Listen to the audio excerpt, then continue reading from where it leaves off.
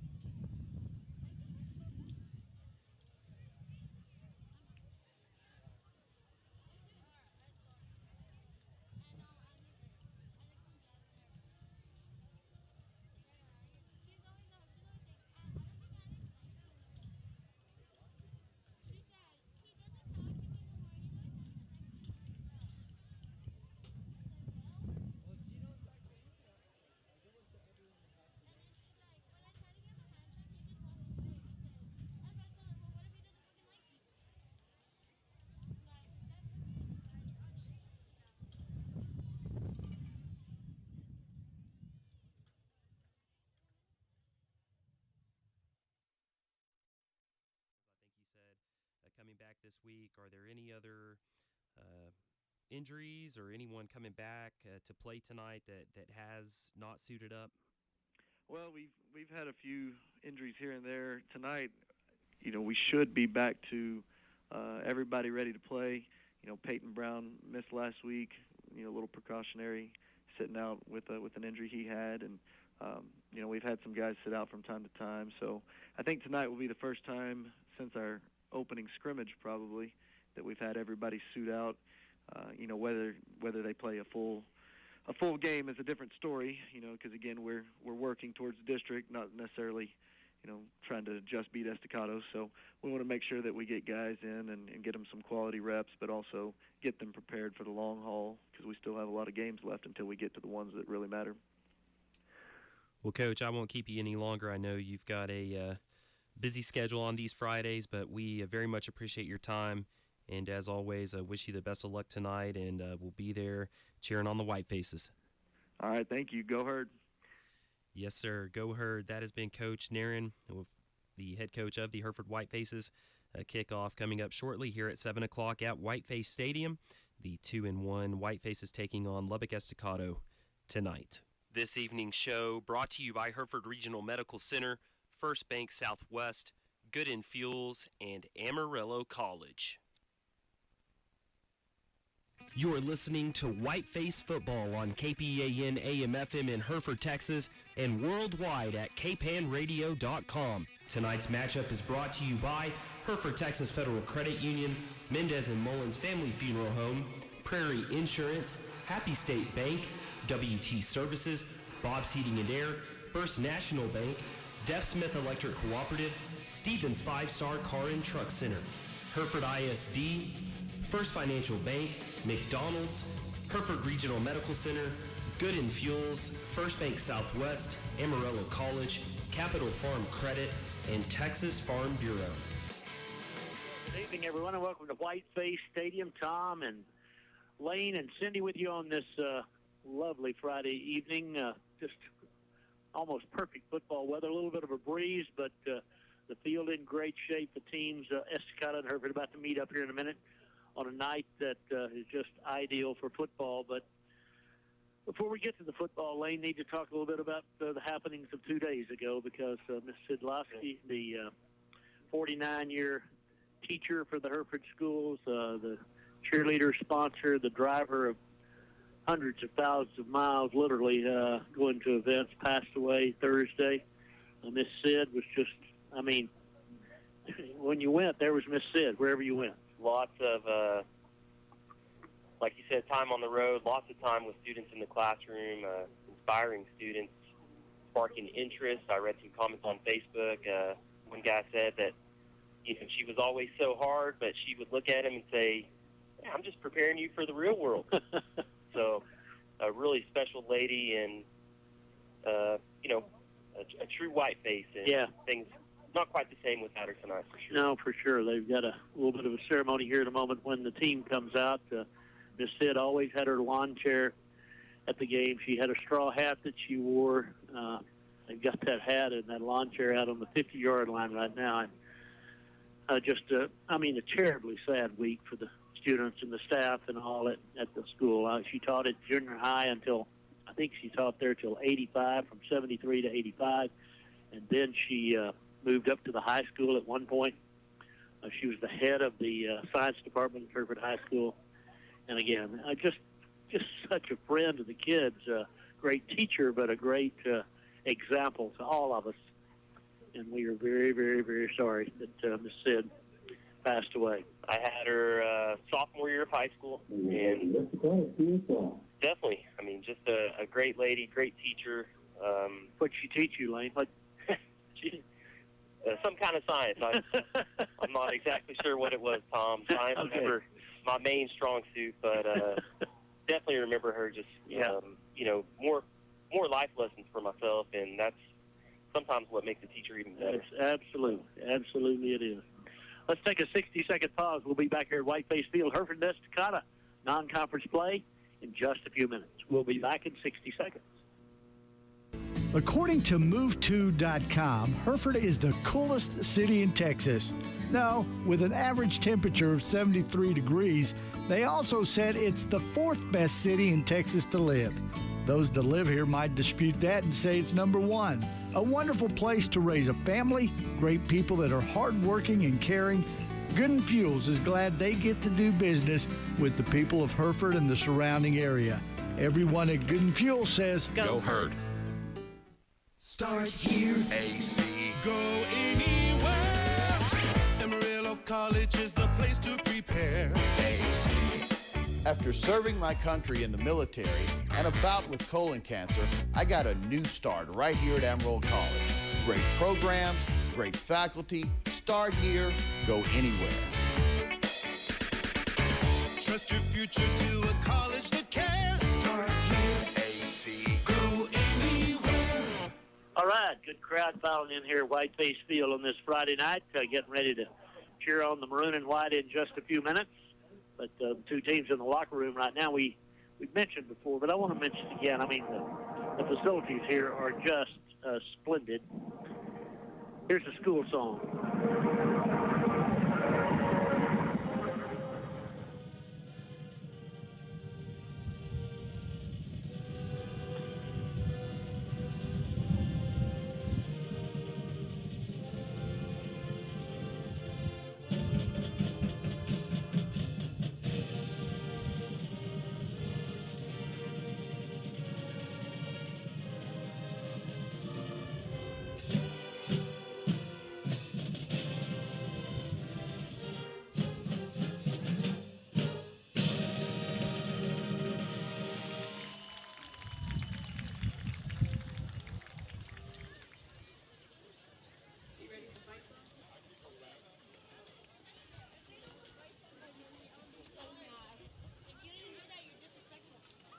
You're disrespectful.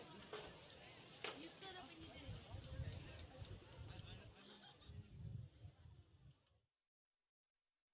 Up and always had something to say. Last week we talked about the 49 years and, you know, shooting for 50 and that sort of thing. And, you know, again, she's just greatly, greatly missed. Whiteface is 2-1. Estacado 1-2. They've beaten Midland Greenwood. They've lost their 2 games to Canyon and Dumas, both I think by 3 points. I believe it was 16. Yeah, they were close games. Yep.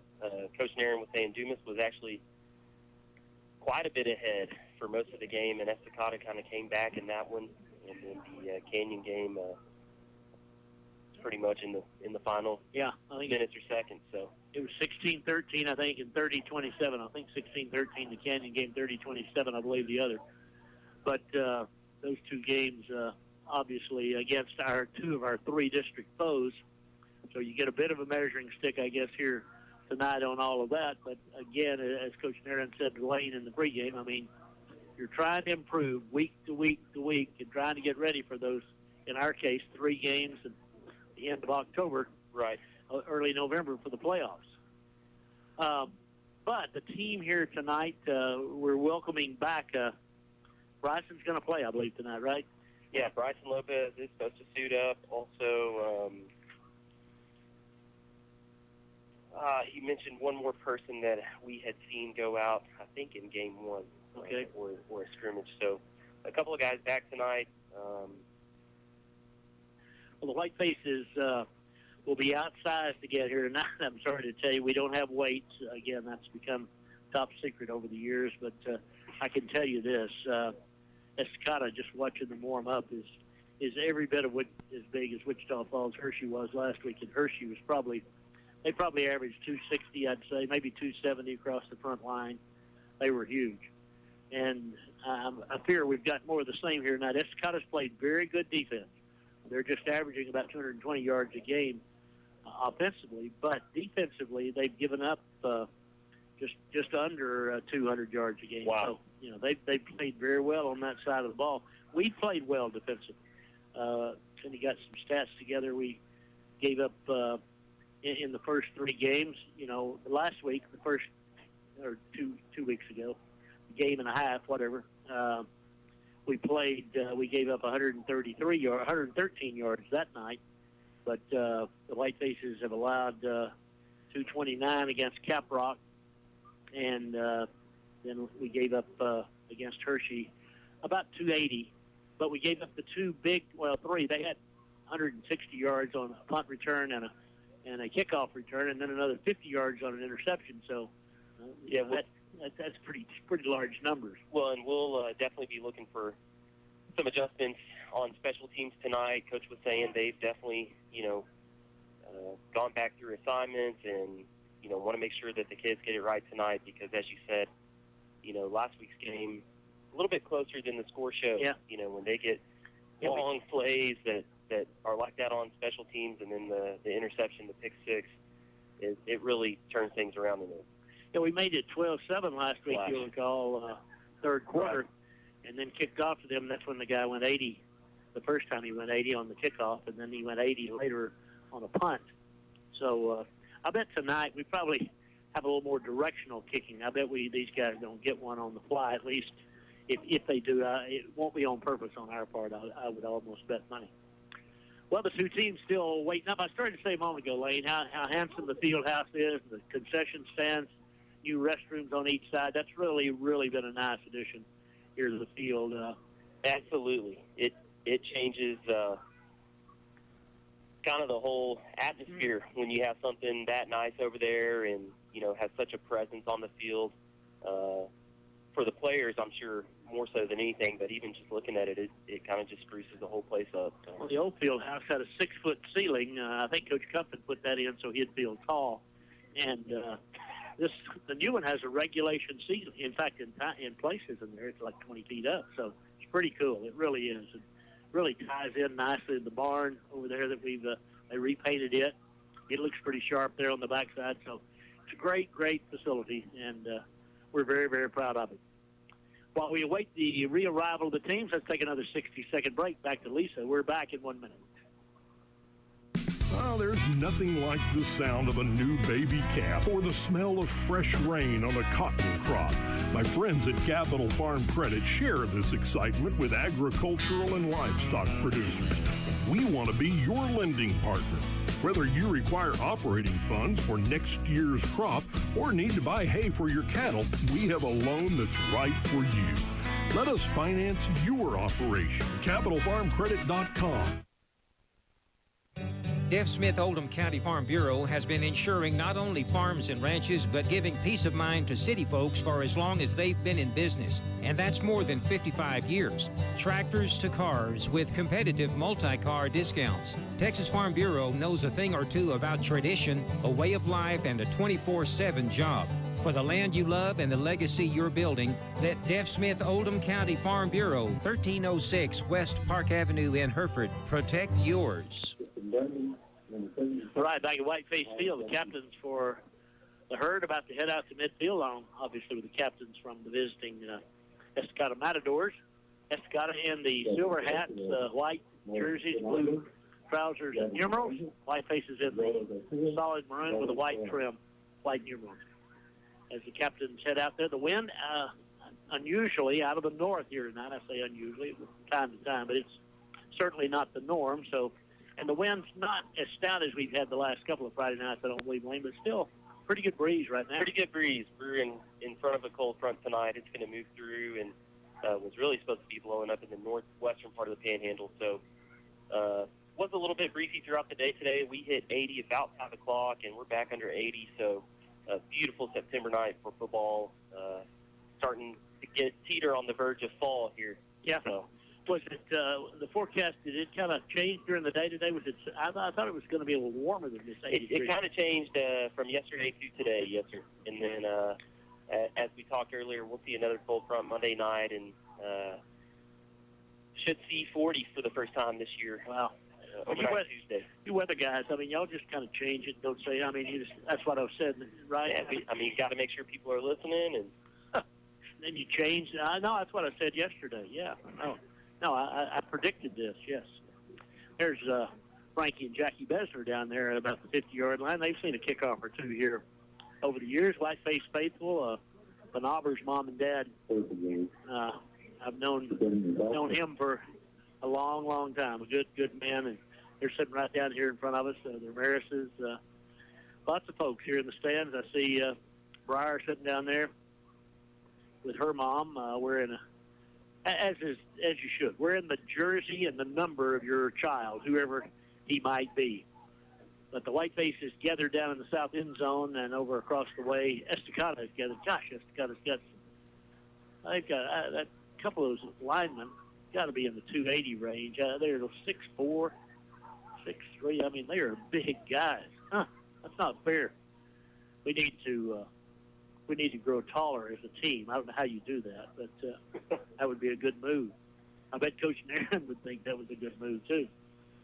Lady Whiteface volleyball 1-3 over Paladura this afternoon. I think scores of 6, 8, and 11 or something like that were the scores. I think they're 30-2. Is that right, Wayne? Does that sound about right? 30, 31-2.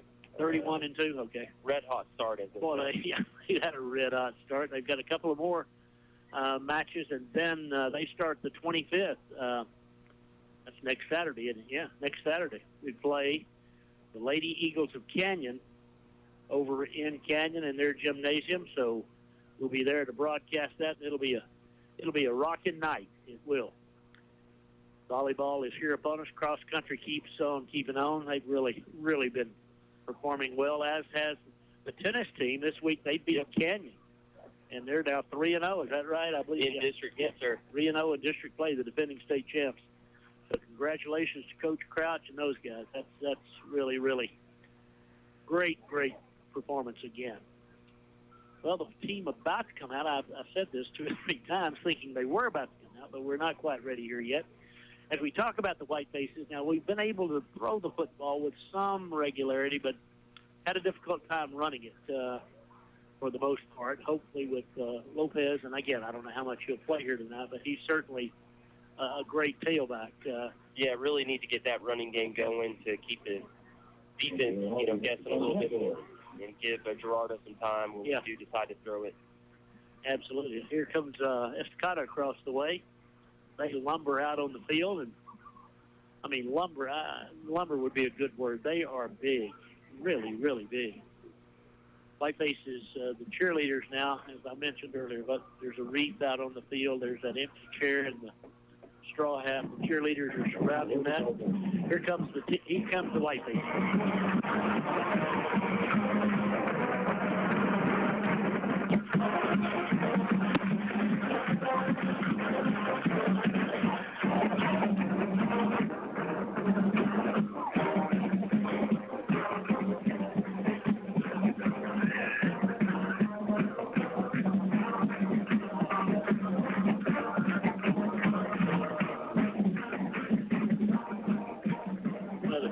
Out, they've encircled that empty lawn chair with the straw hat out, all kneeling and with heads bowed in honor of Miss Sibileski. What a touching moment, my goodness. It's been a bad week for the students, faculty. The team stands now. I think Mr. Rogers is going to... September 16th, 2021. He is a Hereford High School science teacher and this year started his 39th year of teaching at Hereford ISD. His dream was to make it 50 years. He has been a Hereford ISD cheerleading sponsor for 47 years. She will forever be remembered as a herd cheerleader. We are happy to have some of her family in attendance participating, and our thoughts and prayers go out to her and her family. A scholarship fund has been started at Happy State Bank. We repeat set the clock for 49 seconds. Again, the... I would ask that you stand for a 49-second moment of silence for Miss Hill. The crowd standing for a 49-minute moment of silence, and we'll join them.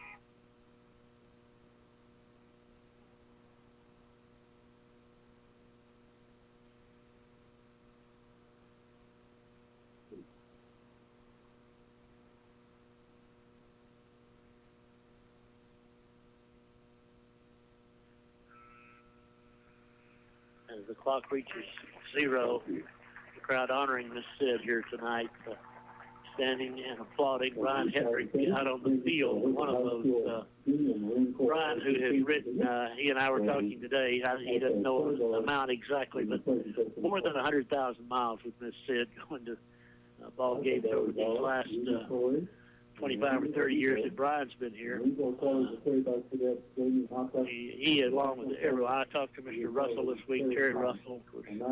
Terry was in the Hereford schools over 40 years as a principal and administrator.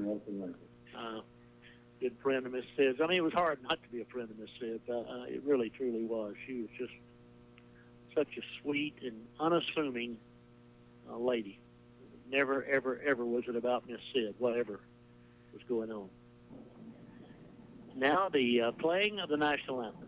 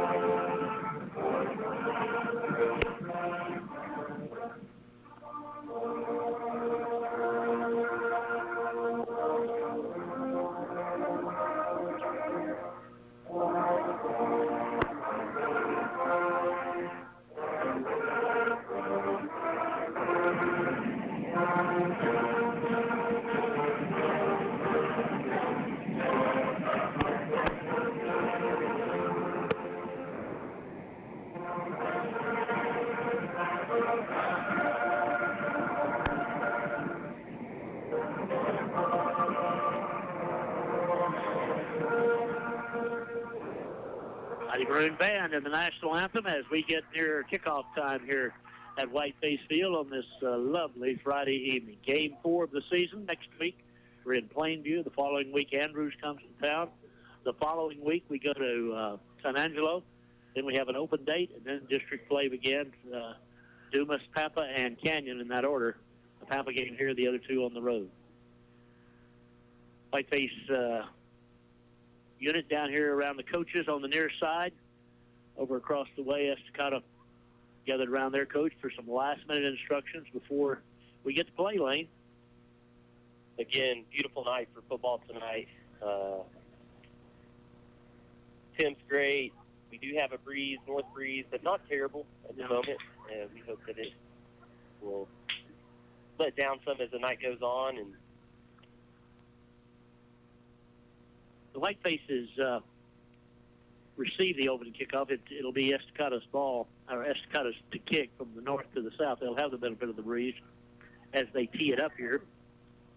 And again, 1 and 2 with 2 3-point losses on the year for Estacado. Their kicker ready to boot it away. And again, the Whitefaces with twin safeties back around the 10-yard line in anticipation of the opening kickoff here this evening. Hereford Whiteface Stadium.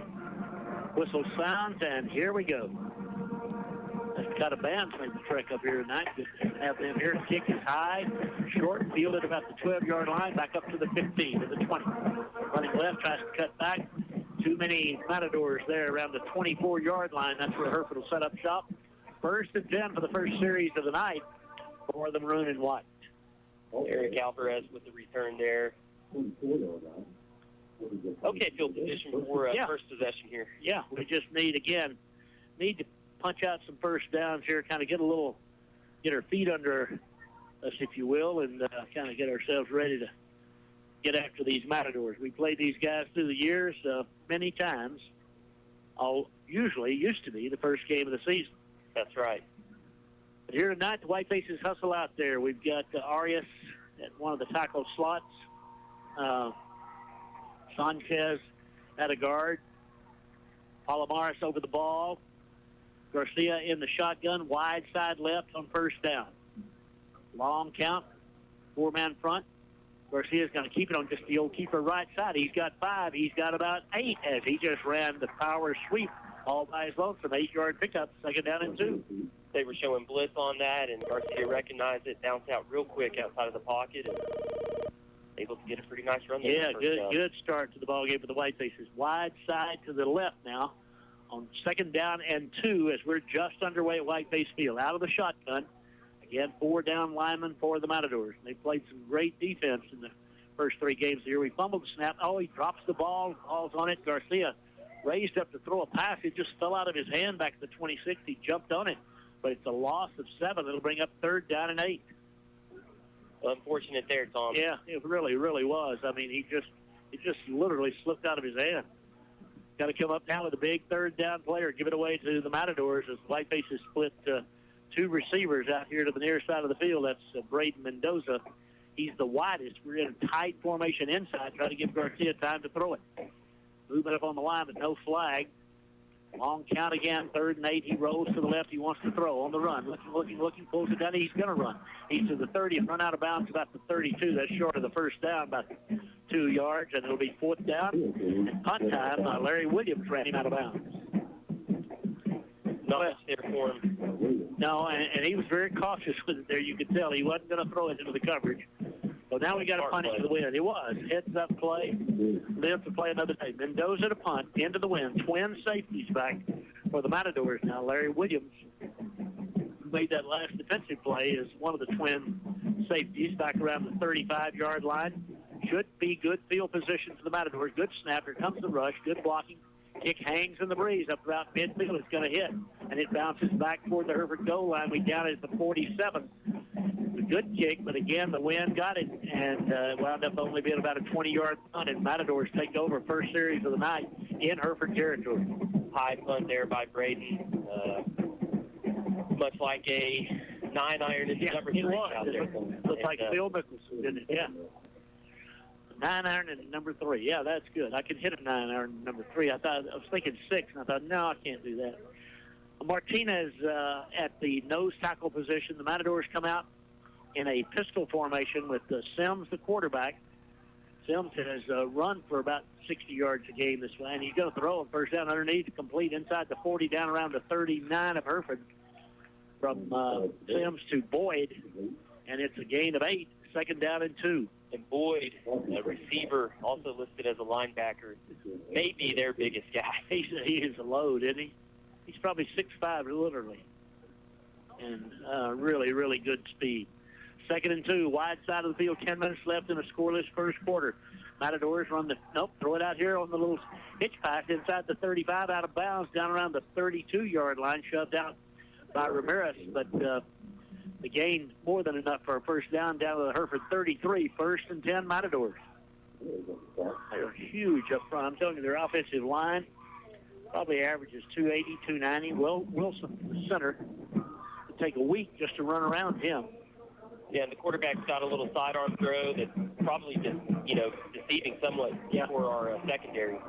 1st and 10 from the Hereford 33 for the Matadors. First running play of the ball game. They run left side. Good defense, but he runs through a couple of would-be tacklers and gains 10 running to the left. Another first down for the Matadors. That was Ross on the carry, and it is 1st and 10. Estacado as they put together back-to-back first down. The defense there got off their blocks well and looked like they had him right at the line of scrimmage, but as you said, Bobby Ross, he shed him, and well over 6 feet tall and probably 190 pounds. Quarterback Sims has him in the gun on 1st and 10 from the Hereford 22. Wide side right, he wants to throw. He's got time, got all day. Throws it long in the end zone, got a man there. What a catch!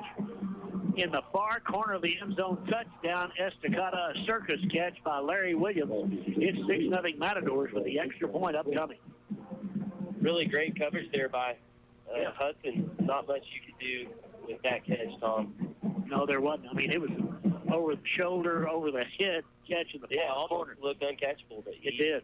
He was able to bring it down. And get the first points there for 6-0, 9:26 left first period. 3 first downs in that drive. They went 47 yards in a hurry. Matadors did, again, kicking with the breeze on the point after. That big, beefy line. Here we come. The kick is far enough. It's good. 7-0 Matadors. We're back in 1 minute. Herd athletes work tirelessly on the fundamentals of their particular sport while learning to work in a team concept. It's not much different at Hereford, Texas Federal Credit Union. Our employees have a dedication to serve our members daily with the fundamentals of good business, being friendly and helping give you peace of mind in knowing that when you need banking assistance, you can get it from our knowledgeable staff. Hereford, Texas Federal Credit Union, member NCUA, working as a team since 1936 with our members. Hello, I'm Mike Mullins. My wife, Eva, and I, of Mendez and Mullins Family Funeral Home, want to thank the Hereford community in Des Smith County for voting us Best Funeral Home once again. We always strive for service of excellence and are dedicated to serving the people of Des Smith County for many years to come. We are committed and will continue to serve those families that have placed their trust in us at a most difficult time. Mendez and Mullins Family Funeral Home, our family, serving your family. All right, back here at Whiteface Field, it took just about a minute and a half for them to get on the board. They went 47 yards in how many plays, Cindy? 4 plays. And a 22-yard toss, just like that. The Matadors are on top as the Whitefaces will get it back. We got to get it here pretty quick here. Kick again is real short this time. Going to hit it at 25. We pick it up at 22, back up to the 30, 35, 40, 45, up to midfield to the 45 of Estacado, 40, 35, 30, and run out of bounds on the far side is the Whitefaces' Eric Alvarez. What a great kickoff return. Great return by Alvarez. Down that window and turned it on and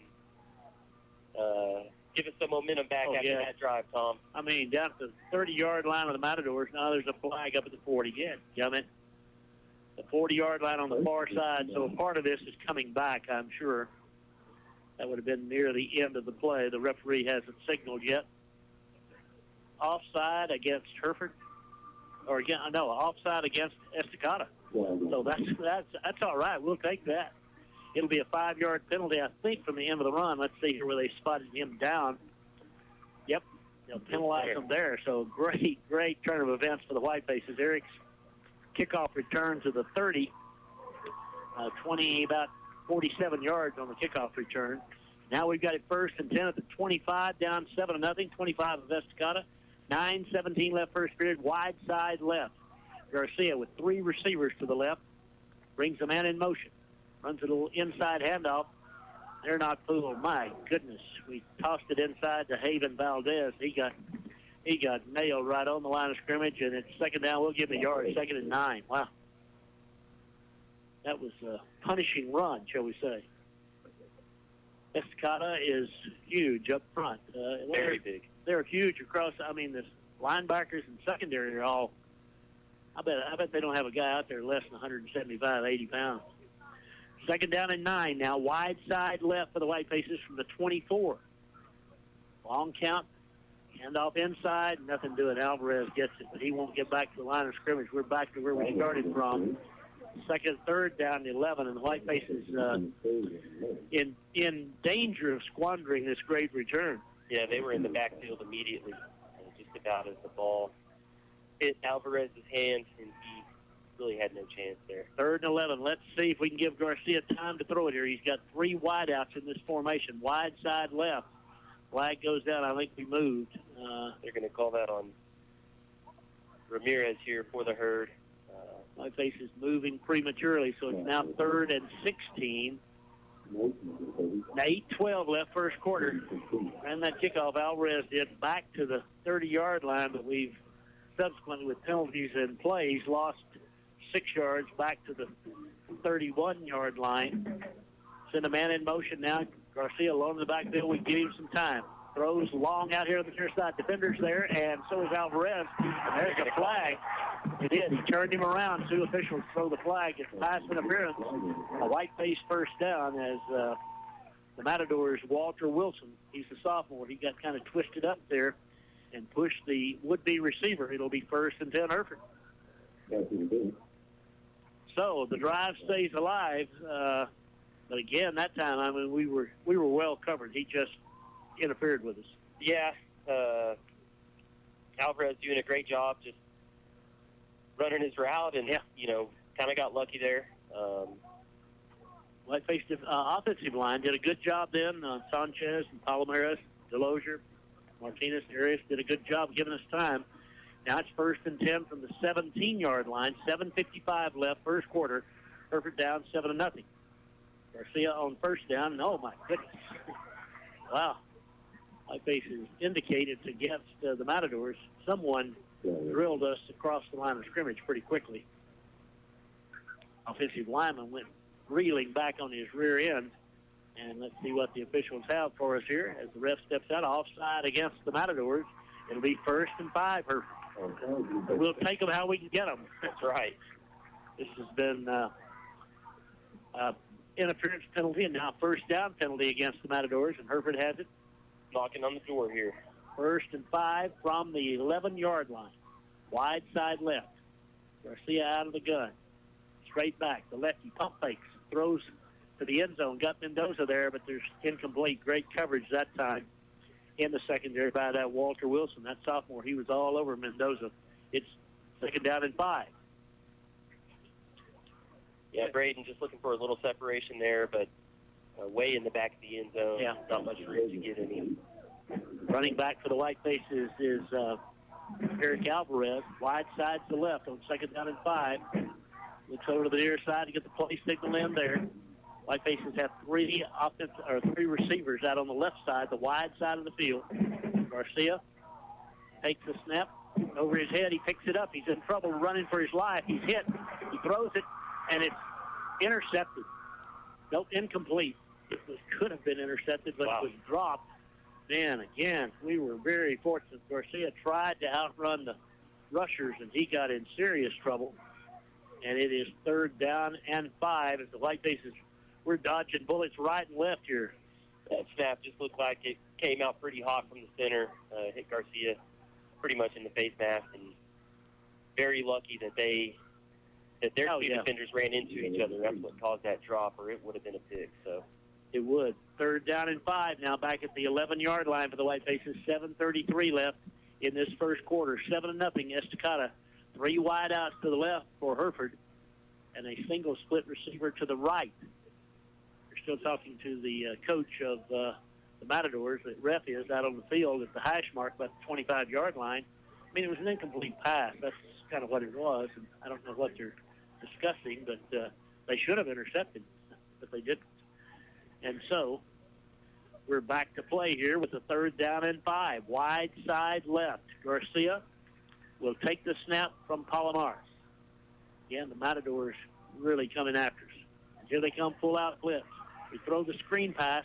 It is incomplete. They just leveled the intended receiver. Haven Valdez was the man we were trying to get it to. And kind of surprised no yellow flag on that one. He pushed him well before the ball got there. And he did. I thought we might see something in that order, but it's 4th down and 5, and we're going to try a field goal here.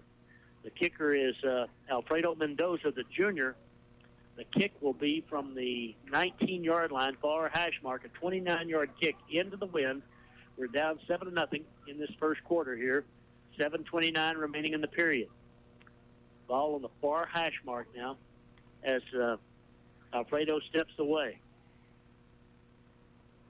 Waiting the snap. Duquesne's the holder. Snap's good. Kicks down. It's up. It's far enough. It is no good. He missed it to the left. Boy, had plenty of leg, but it was wide left. And so it's still 7-0 in favor of the Matadors. Whiteface defensive unit back out there. Yeah, we'll get them at least in a little bit more of a hole this time. Yeah, we got to get after him here. The Whiteface defensive unit, I honestly didn't have time first time around to kind of get them all set out there. We've got Lucio at one of the linebacker slots for the Whitefaces, and his counterpart is Jose Solorzano. Whiteface secondary, the two safeties are Zevin Gonzalez and Devin Casillas. Here on the near side, it's Ramirez. On the far side, it's Wood. Duque and Panover.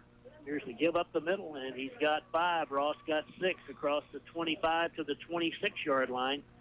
Brought down after a 6-yard gain. That was Lucio on the tackle. Second down and 4.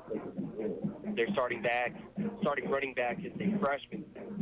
Going to be the only freshman on the team tonight. For Estacado. Probably going to be the only freshman we see. And time called here. Timeout on the field. Hereford down 7-0. 7:06 left first quarter. We're back in 1 minute. You've invested in dreams and goals over the years, but have you invested to protect them? Whether it's that first home or dream home, auto, or business, Prairie Insurance might not be able to keep them from getting damaged, but they know how to help that dream get put back together at an affordable rate. Prairie Insurance Agency is just like you. They've invested in the future. Go visit them at 213 West Park Avenue. Real, reliable, and genuine hometown banking. That's Happy State Bank. Real community friends, reliable hometown neighbors, a genuine home-owned bank. Hello, I'm Joshua Lucio. We are committed to our communities, and we are committed to our customers. You'll receive a warm welcome at any of our 34 locations in 25 communities. Real, reliable, genuine. Happy State Bank. Member FDIC. Sabla Español. Second down and 4. 7:06 left in this first period of play. They lead 7-0. And they've got the wide side to the left here out of the gun. Back to throw. Sims looking. Fires. He's got a man out there at the 35. He's up to the 40. 45 and out of bounds on the far side about the 47-yard line. Tackled by Panover. But it is another Matadors first down. Yeah, great play by Panover to save what would have been some extra yardage. Guiding tackle there by Morris. First and 10 from the 47 for the Matadors. Wide side right, and right now the Whiteface is trying to figure out, we can't get pressure on Sims, and he obviously can throw the ball. First and 10, he's going to run the quarterback draw. Goes up the middle, now bounces left side, makes one man miss. Still on his feet, he gets about the 49 of Hereford. Gain of 3, we'll call it. Second down and 7. Good defense on the far side. Again by Lucio and by his counterpart, Jose Solarizano. Second and 6. Matadors, that offensive line that's as big as I've seen step on this field in a long time. They are a big group. They are humongous.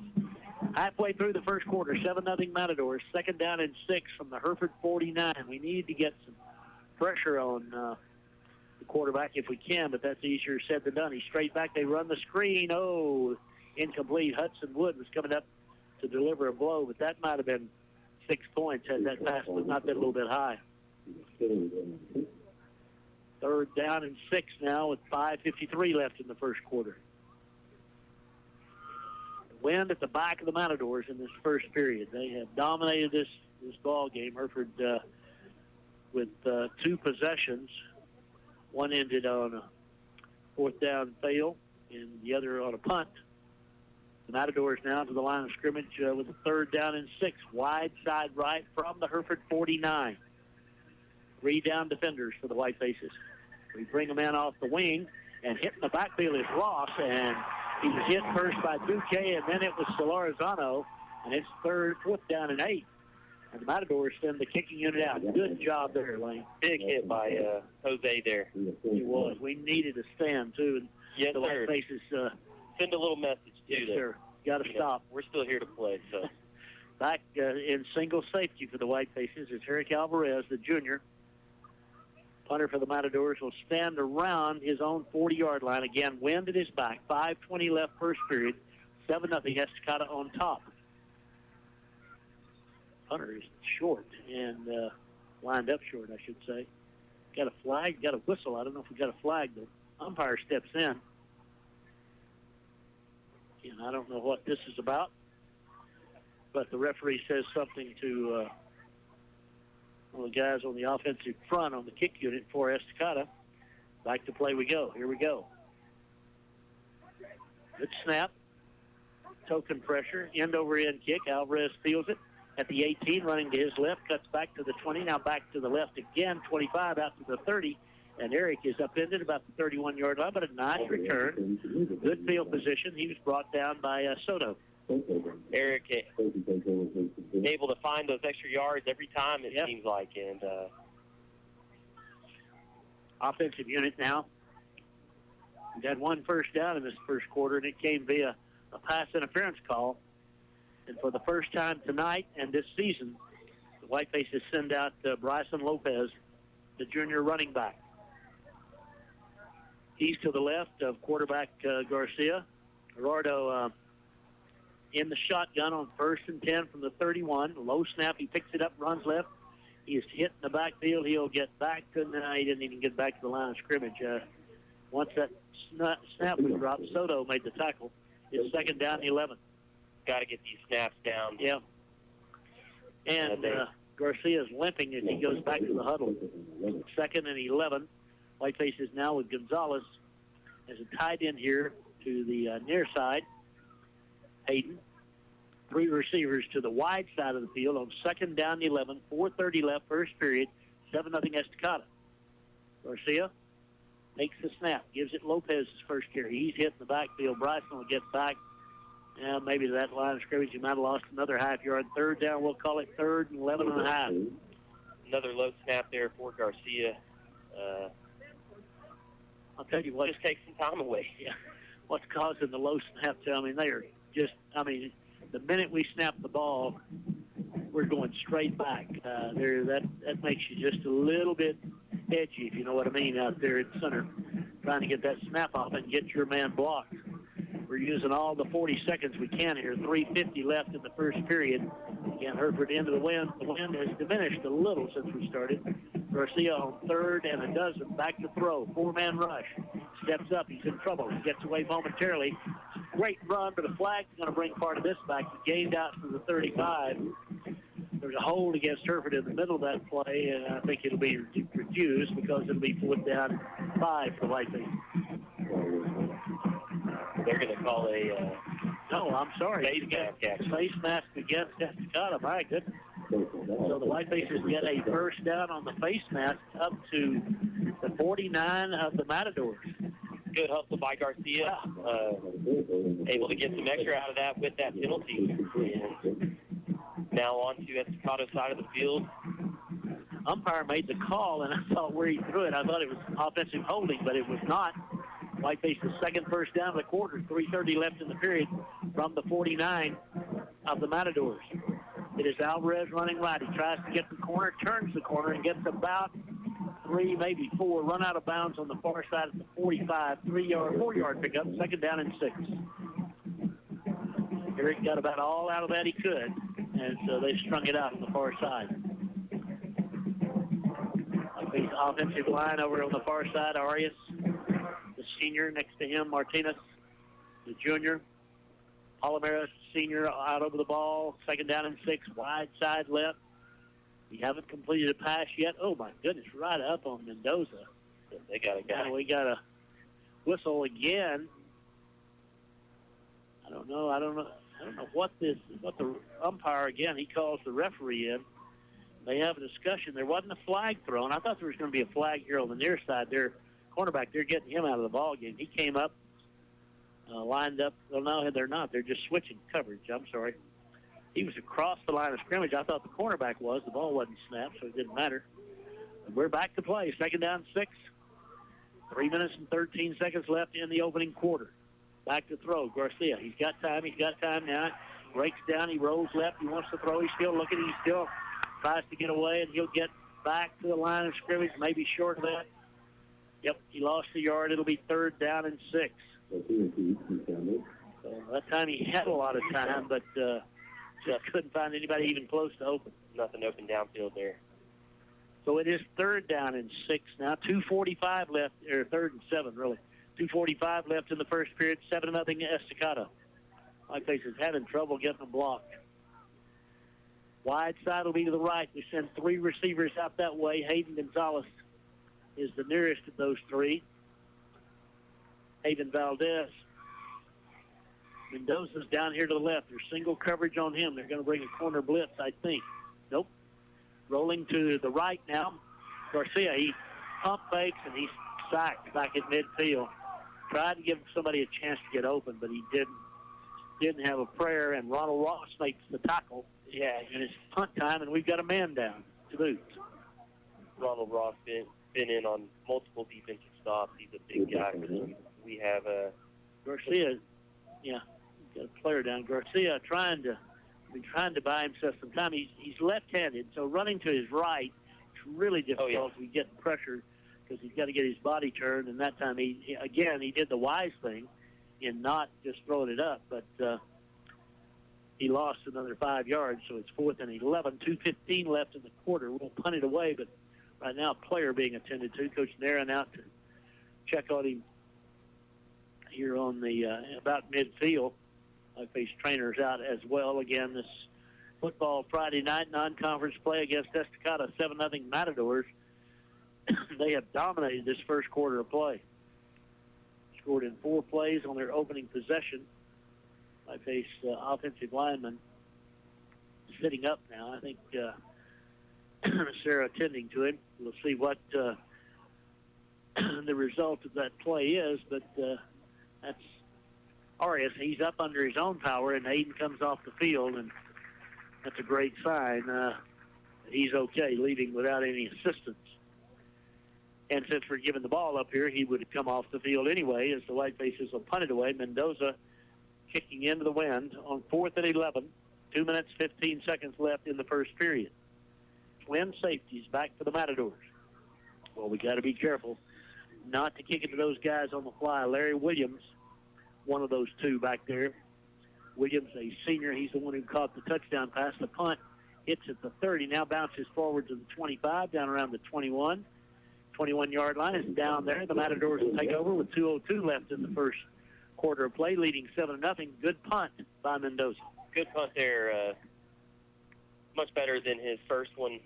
Not near as high and able to get some length on that. And again, hopefully having Estacado start back here gives us a little bit more of an advantage, looking for the D to come out and make another stop this drive.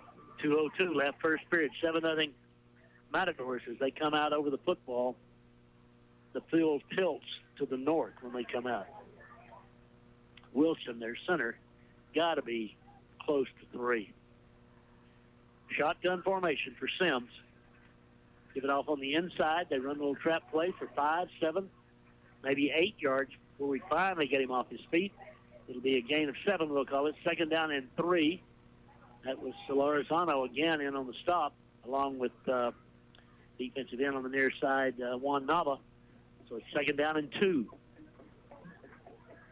Yeah, not much tomfoolery there. They just lined up and just powered it ahead behind that big old offensive line. I think you move Nava now to nose tackle. Got Brown out here on the near side of the defensive end. That's Peyton Brown. And on the far side, it's Altman. Duque at the rover on the near side. 2nd down play. Back to throw. Looking. Got all day. Throws long. Got a man wide open. 40 of Hereford. 35-30. He's going to go the distance. It'll be touchdown Estacado as Walker made the catch. And he was as open as a butcher knife. And it is 13-0 Estacado with a point after upcoming. Yeah, no one even around him, Tom. Right in the middle of the field. And their quarterback had all day. He did. As Coach Compton would say, if it was a grape, he could have peeled it and ate it before he got any pressure. And Sims threw it right on the button, and then there was no catching the speedy wideout. 13-0 with a point after upcoming. 1:06 left first quarter. Matadors have had it twice, and they scored 3 times, scored 2 of those 3 times. Extra point. Snap is down and up. It's good enough. Looks 14-0 Estacado. Back with the Matadors kickoff in 1 minute. Is the call transfer on your office phone system strictly by guess? Is the whole button terminal? WT Services sells, installs, and maintains telephone systems of all sizes that are customized to the needs of your business. The right phone system can mean incoming calls are handled efficiently without embarrassing malfunctions. Contact WT Services today to talk about growing your business with a new telephone system. Call 364-7311 and see what a difference hometown service can make. WT Services, your local full-service communications provider. Whatever temperatures this summer brings, your friendly and knowledgeable Bryant dealer is ready to help. Your dealer is committed to achieving a high level of training and skills and backed by outstanding products from one of the industry's most trusted names. Whatever your cooling needs, your local Bryant dealer will do whatever it takes for your family's comfort. Schedule an appointment today by calling Bob's Heating and Air Conditioning. Bryant, whatever it takes. 77-yard touchdown pass has made it 14-0 in favor of the visitors from Estacado as the Whitefaces get ready to receive the kick with 1:06 left in this first quarter of play. High end over end. Eric fields it at the 15. Straight ahead to the 20, 25, finds a seam at the 30, 35, still on his feet at the 40, 45, 47-yard line. Ross brought him down, but another nice return by Eric Alvarez. Yeah, Eric really putting the offense in good position every time. We need to capitalize on one of these. Yeah, we've got to make some first downs here. We've got to move the ball. Haven't been able to run it. I don't have a pass completion and have, I think, 8 yards. We have one pass for 1 yard. That's right. One pass for 1 yard. That's what the Whitefaces have got as they go back out. Arias is back at tackle on the far side. DeLozier here on the near side. Again, Palomares out over the ball for the Whitefaces. And the guard on this side is Eddie Ramirez. 1st and 10 from the Hereford 47. Down 14-0 now. Inside a minute to play in the first quarter. Wide side left. Give it off inside. Slashing straight ahead is Lopez. He gets about 3. 2nd down and 7. It's not Lopez, it's Miguel. Miguel Carrillo on the carry. And it's 2nd down and 7. And Miguel gets that. He puts his head down and charges forward, knocks the guy's helmet off that hit him. And we've got to establish a little something the Whitefaces do here with offensive line, on the offensive line. Lucio's gone in as a blocking back in this alignment, a linebacker. Again, it's Miguel. Again, it's straight ahead, and he gets a couple down to the 47-yard line. 30 seconds left in the first period. Whitefaces don't have to snap it again. 3rd down and 4 it'll be.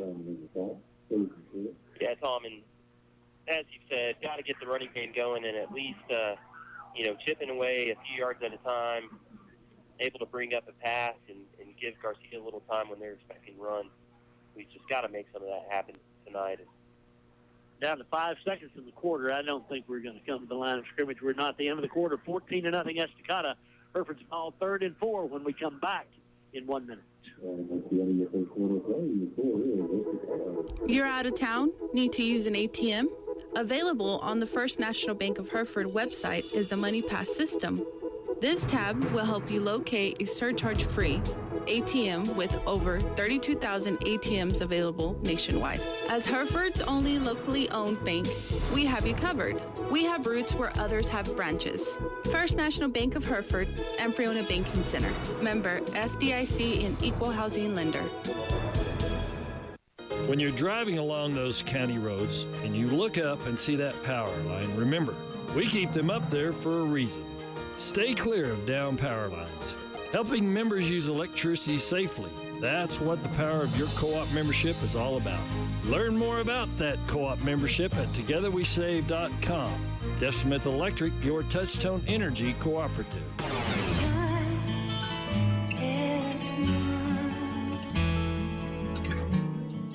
3rd down and 4 as we resume the second quarter. Hereford trailing 14-0. Palomares out of the football.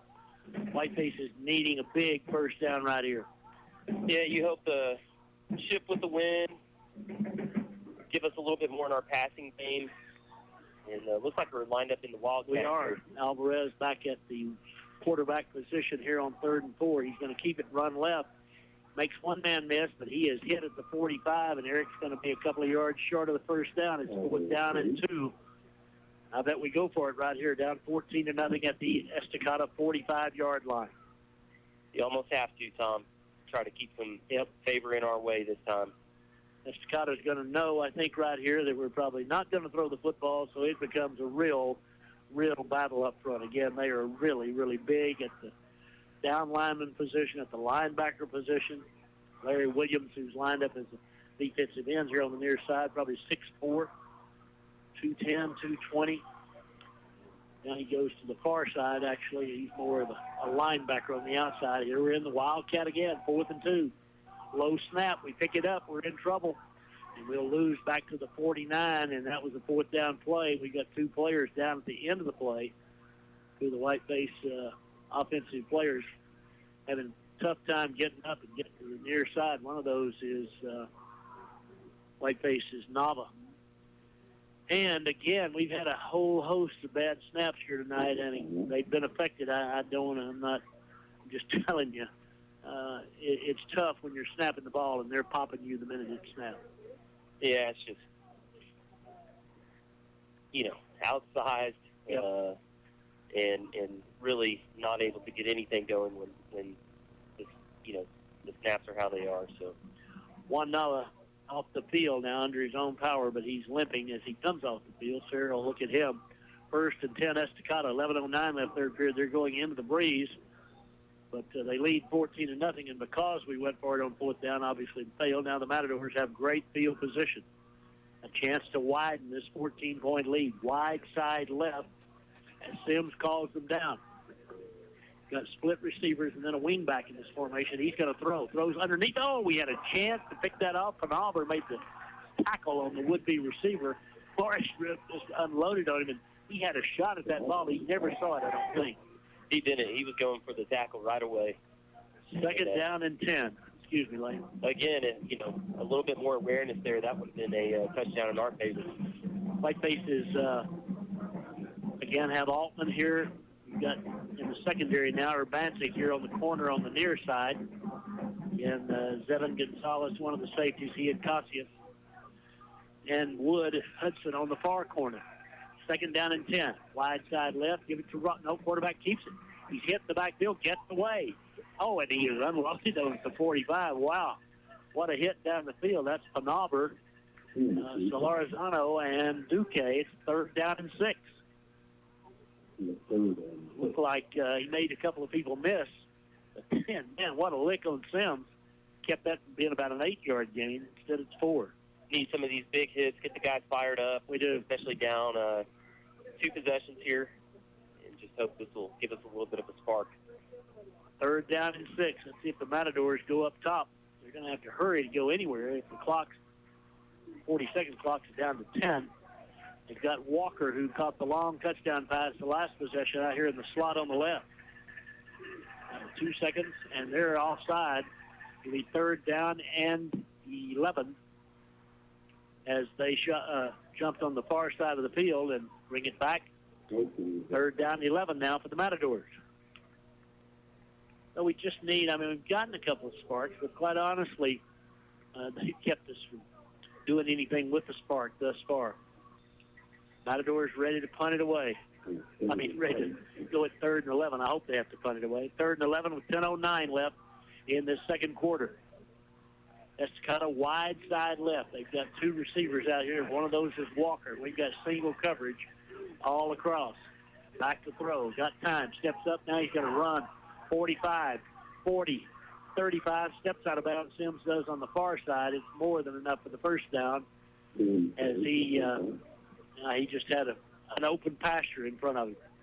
Yeah, we brought a blitz there, and he able to escape the pocket and definitely turned that into a pretty big run. Yep, kind of opened up like the Red Sea. 15-yard gain on the scramble. Just wound up almost being like a quarterback draw the way it all unfolded. And it's 1st and 10 at the Hereford 35, 9:50 till the half. Matadors again with 3 wideouts. Ross, the tailback, on the left side or wide side of the field. Ross gets it. Nope. Throw it out here to Walker. Walker drops it. Duque was there to, I think, secure the tackle had he caught it, but Walker ran before he caught it, and it's 2nd down and 10. Well, Ross has been Sims has been right on the money throwing the football. He had a couple of drops. He's had 3 incompletions and 8 tries, but he's thrown the ball really well.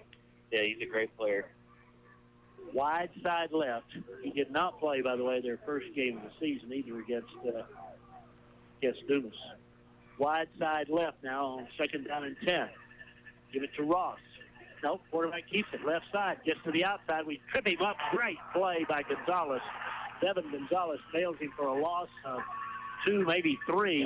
Boy, if he hadn't, there was a lot of real estate in front of him. Yeah, he saved a big gain right there. Gonzalez did.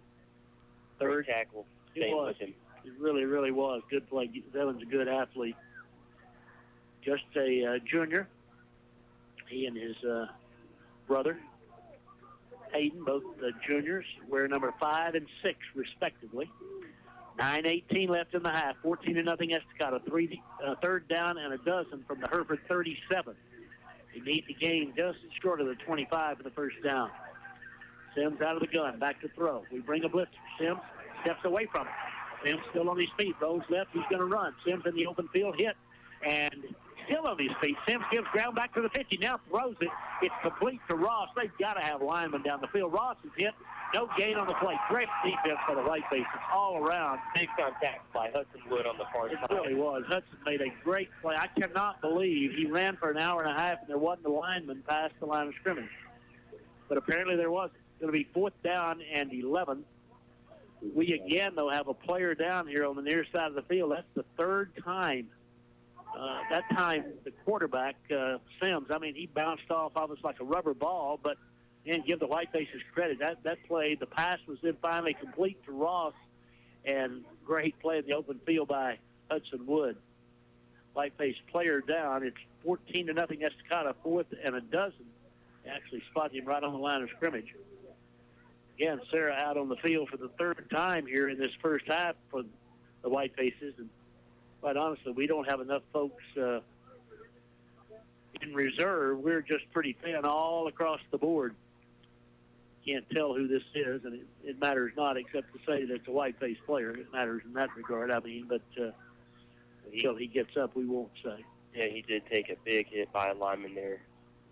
Well, again, man, they are big, big, big. 4th down and 12. It's 14-0 Estacado. Whiteface player down. The ball is at the 37 of Hereford.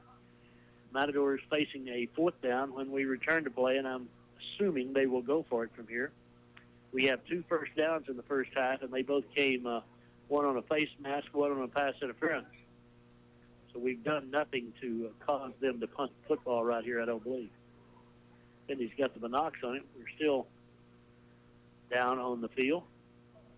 So let's pause here for 30 seconds. We'll take a 30-second break. Hereford down 14-0. Back at Whiteface Field in 1/2 minute. The brightest star in the Lone Star State. Stevens 5-star car and truck center. One price selling makes it easy to buy. You get 5-star treatment, we treat you great. With stars and great selection, the quality and value too.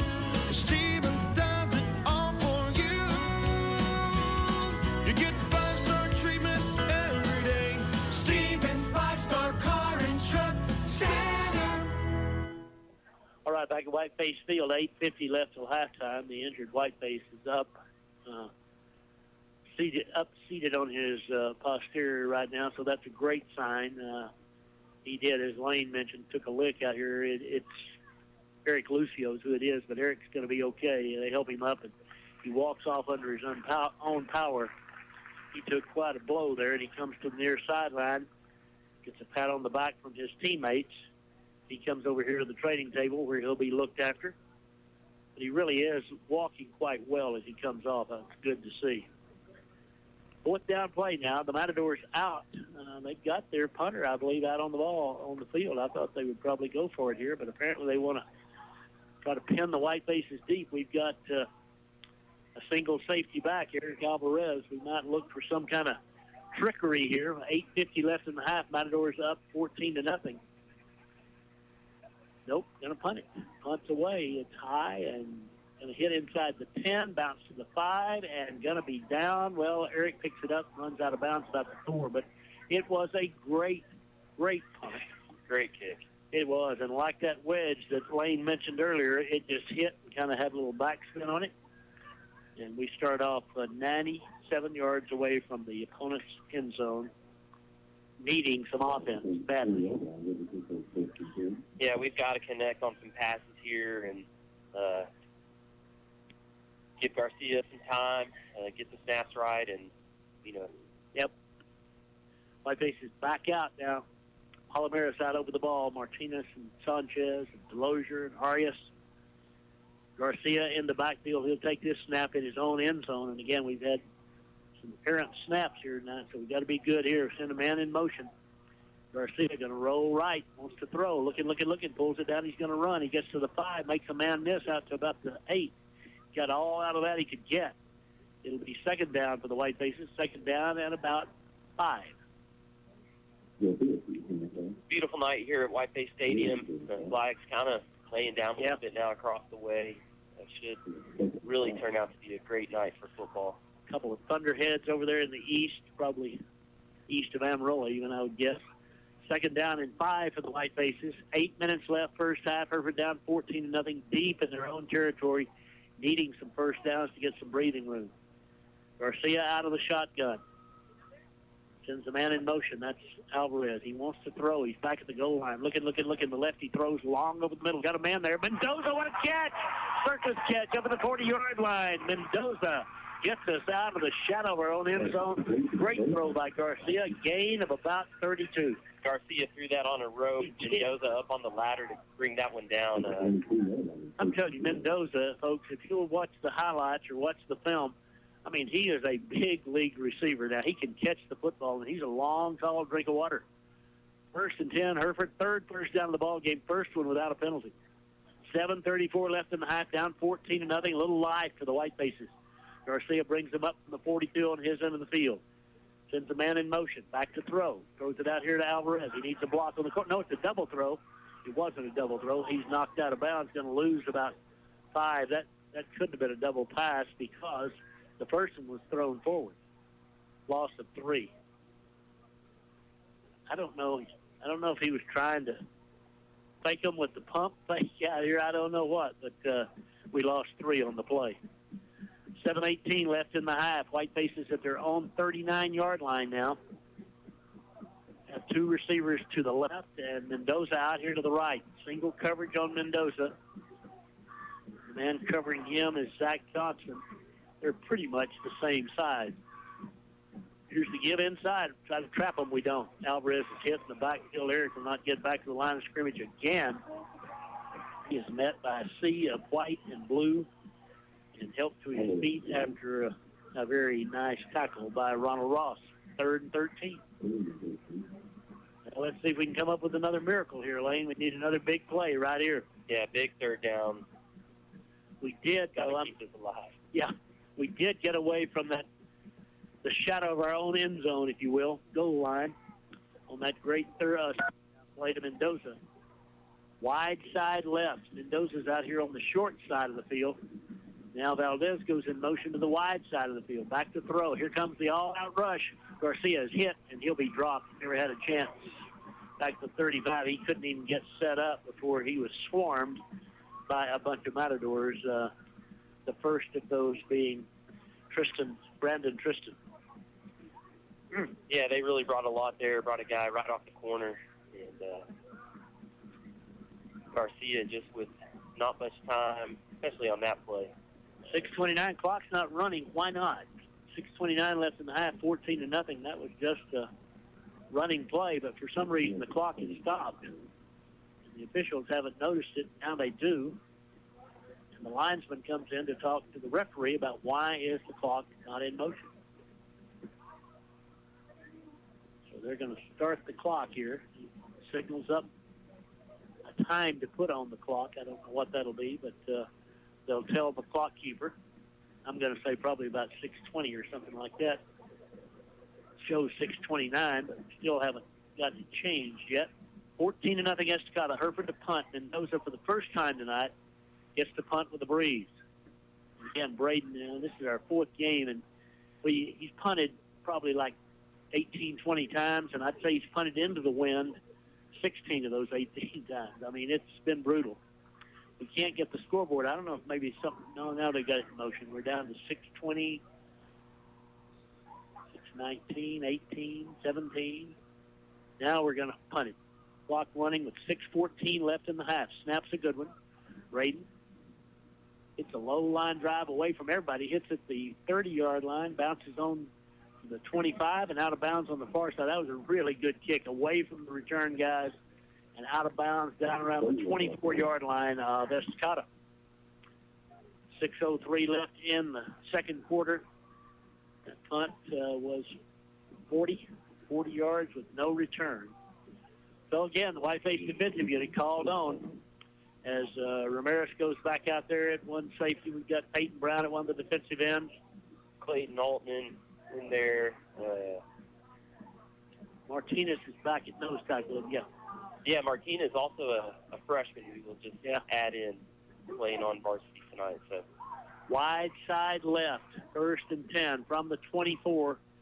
24 on Estacado's end of the field. Near the halfway point of this second quarter. Give to Ross. He makes a couple miss across the 30 out to the 34-yard line. It'll be 2nd and 1. Finally brought down by Duque. Now they've spotted him at 35. It's a first down. Ross is just a unit out there, probably about a head taller than the quarterback. And unit is a very good description. He's a freshman. Yeah, we're going to unfortunately see some more of him, Tom. Everybody's unfortunately going to see some more of him. 1st and 10 from the 35 of Estacado. That was their 7th first down of the first half. Fake it to Ross. Going to throw the little sidearm pass complete out to the far side with great coverage there by Hudson Wood. A gain of 2. It's 2nd down and 8. Lane described that aptly earlier. I mean, Sims likes to throw that little sidearm gunslinger-like pass, and he was on the money with it. It's only a 2-yard gain. Yeah, secondary, for the exception of their one big touchdown, has played pretty well tonight. 2nd and 8, 5:10 left till the intermission. Estacado huddle up back around the 25-yard line. Again, the wind that still is out of the north has pretty well gone away. Maybe 6-7 miles an hour or something like that. No more at the moment. They go this time in the shotgun with 2 running backs. They send one in motion to the near side. They'll throw it out here complete. He's got it on the corner. We get to the corner. Good pursuit. That's Ramirez along with Duque and Solorzano. It'll be 3rd down and 5. Great job swarming to the ball there by the D just for a short gain. It was a good job. The defensive unit, I mean, we play hard. We play hard on both sides. I'm not casting aspersions on the offense. But the defense really does get after it. This is 3rd down and 5. 4:20 till a half. Wide side right for the Matadors. Again, they go with 2 men in the backfield beside the quarterback. Drop back and looking to throw. Now he's going to take off. Now he drifts back. He's going to throw. Throws it underneath, throws it away. And it's 4th down and 5. Good defense by the Whitefaces and good coverage as well as pressure by Solorzano and Brown. And it's 4th down and 5, and they'll punt it again. Great pressure by Solorzano. Teetering maybe with a little bit of roughing the passer. He finished him off right there. We did hit him pretty good. We did. But it was perfectly fine. 4:07 left till a half. Matadors to punt. Hereford with Alvarez back in single safety. Down 14-0. Matadors have pretty well controlled this ball game in the first half. Now they're a man short on the punting unit.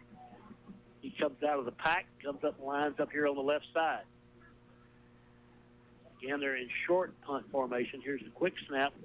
Kicks away. It's high. Alvarez signals fair catch and makes a fair catch at the 36-yard line.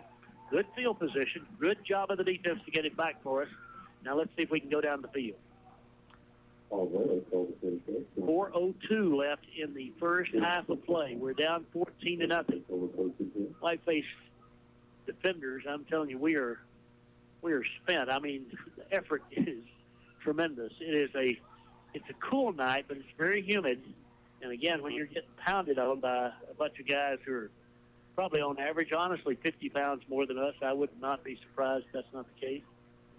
1st and 10, Hereford, wide side right from their own 36. Snap, give it to Lopez, running left. Lopez lowers his shoulder, gets 1, maybe 2. Now they spot him. It's 1-yard gain. 2nd down and 9. Again, they don't have to respect us deep because we haven't beaten them deep, and so they're crowded up pretty tight. 3:40 till the half, 14-0. Mendoza comes to the near side of the field here, and he and Hayden Valdez as the play signaled in from the Whiteface bench. Wide side is right. Garcia out of the shotgun. Got a tight end in this formation. See if we can give him some time to throw it. 2nd and 9 now. We've got a whistle. It's going to be 2nd and 14. Trying to hold our own up front. We just got a little bit antsy, and the flag came a-flying. So walk off 5 and make it 2nd and 14. Make it a little harder on ourselves. As the Whitefaces huddle up, now come back to the line. 2 receivers to the right side. Same formation. 2nd and 14. Snap, roll right. Looking, in trouble. Steps away, still in trouble.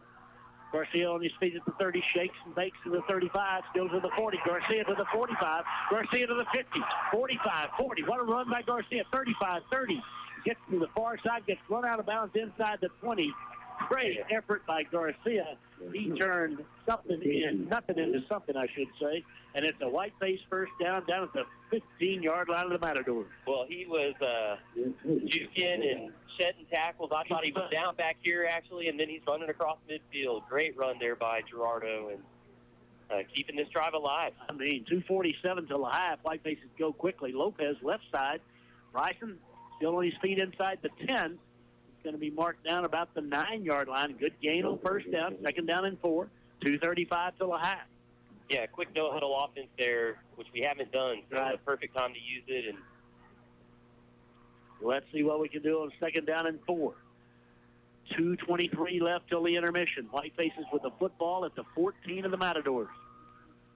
Now time called by Estacado. Timeout on the field. Hereford down 14 Love. We're back in 1 minute.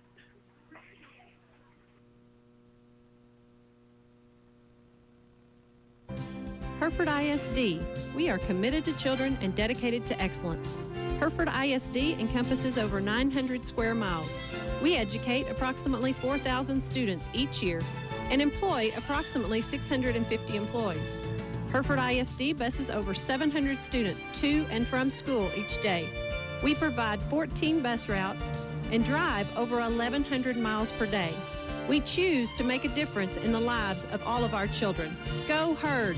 First Financial Bank wonders, how does your credit card treat you? Well, their bill is always on time. Does that count? You should visit First Financial. We have a variety of credit card options. Once approved, you'll get rewards just for using them. Rewards? Yes, like cash back, gift cards, travel, and more. I could get used to treatment like that. First Financial Bank. You first. The creditor and issuer of these cards is Alon Financial Services. See ffin.com for details. Cashback redeemable as a cash deposit to your First Financial checking or savings account or as a statement credit. What a Twitter video.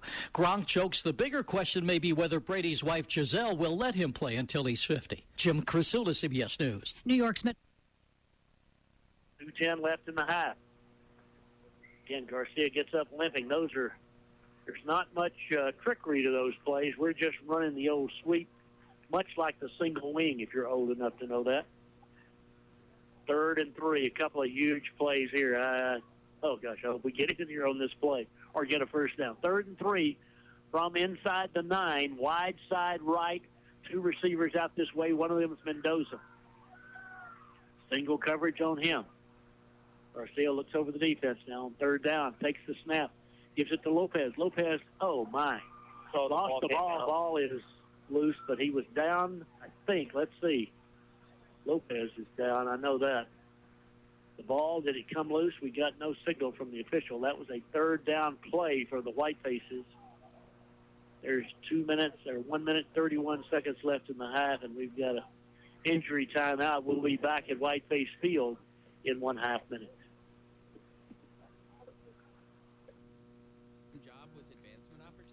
McDonald's in Hereford is hiring full-time and part-time people who are energetic and customer-focused. At McDonald's, you will be able to work flexible hours, whether it's 3 hours or 8 hours per day. Benefits include a free meal when you're working and a 30% discount when you're off-duty. Earn a vacation benefit and $10 an hour and above with experience. To apply, just text TX162 to 38000.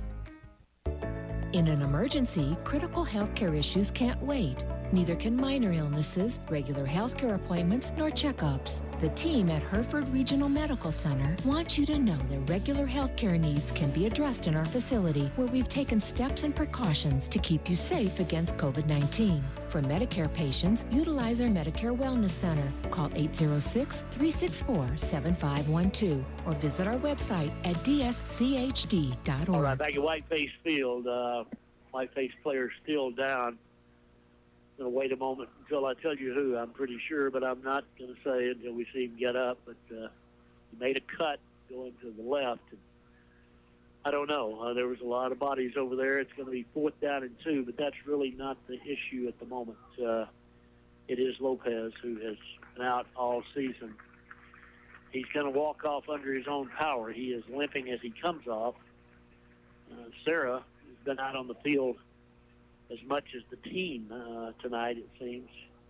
That's the 4th Whiteface player we've had go down, and Bryson's limping noticeably as he comes off. Now it's 4th and 2. We're down 14-0. And the Whiteface offensive unit is going back out there. We're going to roll the dice here on 4th down. Down 14-0, a minute 31 left in the first half. Play set up by a great run, a great scramble by Garcia. We've had 2 big plays in this first half, 1 pass play and that run. Here we go. 4th down and 2. 2 wide outs over here to the right. Garcia takes the snap, runs it up inside. He's hit, and he'll not get there. He'll be short of the first down by just inches, I think. He got to about the 5.5-yard line. He did all he could, but he needed to reach the 5-yard line, and it is Estacado's ball as he goes over on downs. My, tough deal. Man. Big deal, Al? Right there. Yep. And again, tip of the hat to Coach Naran. I mean, we just go for it there, and that's the thing to do, I think. We're down 14-0. Yeah. Minute 20 left in the first half. Estacado with the ball down at their own 6-yard line as the Whitefaces can't get back in. What, Cindy? We need a fumble. Okay, Cindy wants a fumble. I'm sure we'll get it then. Fumble by the Matadors. That's what we're hoping for here with a minute 20 left first half, trailing 14-0. Matadors out of the shotgun. Sims on first down gives it to, going to throw it. Sims in the end zone, rolling right, gets away from the pressure. He's going to run it up to the 10. He runs out of bounds around the first down marker about the 15. Wow.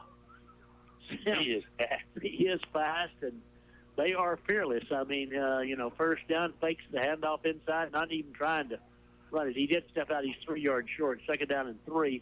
Minute 12 left in the half. Matadors up by 14, but they're trying to widen the gap right here. They got their wide out. He's lined up in the Hereford secondary. That's not proper, so now he's going to drift back and get on his side of the line of scrimmage. 2nd and 3. 1:12 left in the half. 14-0 Estacado. Wide side left now. As Sims takes the snap, this time he gives it to Ross, and Ross hits inside, bounces off tacklers across the 15, out to the 20 he goes.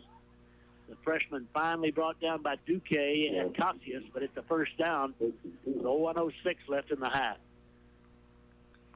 Matadors had one of their linemen lose his helmet, but it didn't seem to bother him at all. He just kept on trudging forward. 1st and 10. Clock is running inside a minute. Matadors using some precious time here. Again, they have 2 timeouts remaining. They're at their own 20. So we're going to throw it on first down out of the end zone. I'm surprised they didn't hurry up here. Straight back now. Throws it underneath. Got a man there, complete. Up to the 45. Hurdles up to the 50. Tackle made by Ramirez. He hurdled over Cassius, but it's a first down out to the 44-yard line with 37 seconds left in the first half. Again, the Matadors don't use a timeout. That's Larry Williams for Estacado, who also kind of plays the D-end road position. He's a load. Back to throw again. Ross on first down, rolling to his right, looking. He wants his guy to go deep, and he gets about 3 before he steps out of bounds. Sims does. It'll be 2nd down with 24 seconds left in the first half. He's up to the 45-yard line on Estacado's end of the field. So the Matadors in a little semi-hurry up, not so hurry up here, with 24 seconds left and a 14-point lead. They're on their own 45-yard line. Again, they've got Williams split out here to the left side. In the slot, they've got Walker, who caught a 73-yard touchdown pass earlier. Second down and 9. Really doesn't matter here. The 24 seconds is what matters. Back to throw. We bring 4. He throws the slip screen to the right side. Whitefaces are there, but across midfield into Hereford territory down to the 41. Looked like we were there, and then the Matadors convert. It's a first down. The tackle made in the secondary that time by Penauber. Timeout Estacado. 18 seconds left in the half. They lead 14-0. We're back in 30 seconds. For generations, First Bank Southwest has been there to help the working hands that have shaped this great land. Chances are we helped your father, his father, and even his father. We understand for some a handshake is a stronger bond than a piece of paper. And even though times can be tough, folks around here are tougher. And that's why we're as proud of our Panhandle roots as you are. First Bank Southwest, moving your generation in the right direction. Member FDIC, Equal Housing Lender. 18 seconds left first half. Whitefaces down 14-0. The Matadors started their own 6-yard line about a little over a minute ago on clock time. And they're down to the Hereford 42, 1st and 10. They have 1 timeout remaining. And the Whiteface defenders trying to get organized here on the near side. Solorzano and Whitefaces now have in at linebacker Tapia. Darren on the near side, Brown and Martinez, and Altman up front, and the secondary Duque, along with Penauber. Gonzalez and Cassius, the 2 deep men. Wood here on the near side. 1st and 10, back to throw. Got time.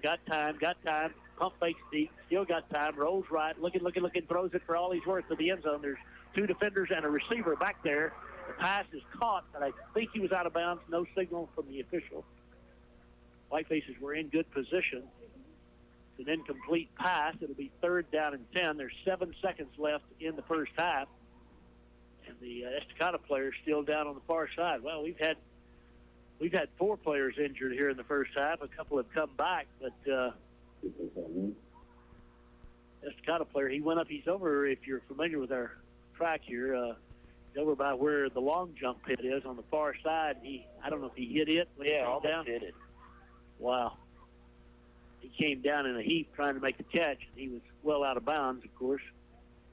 But he's being attended to over on the far side. There's 7 seconds left, so time for 1, maybe 2 more plays. That play used 11 seconds because he ran around Lane for a long time back there trying to find somebody to throw to.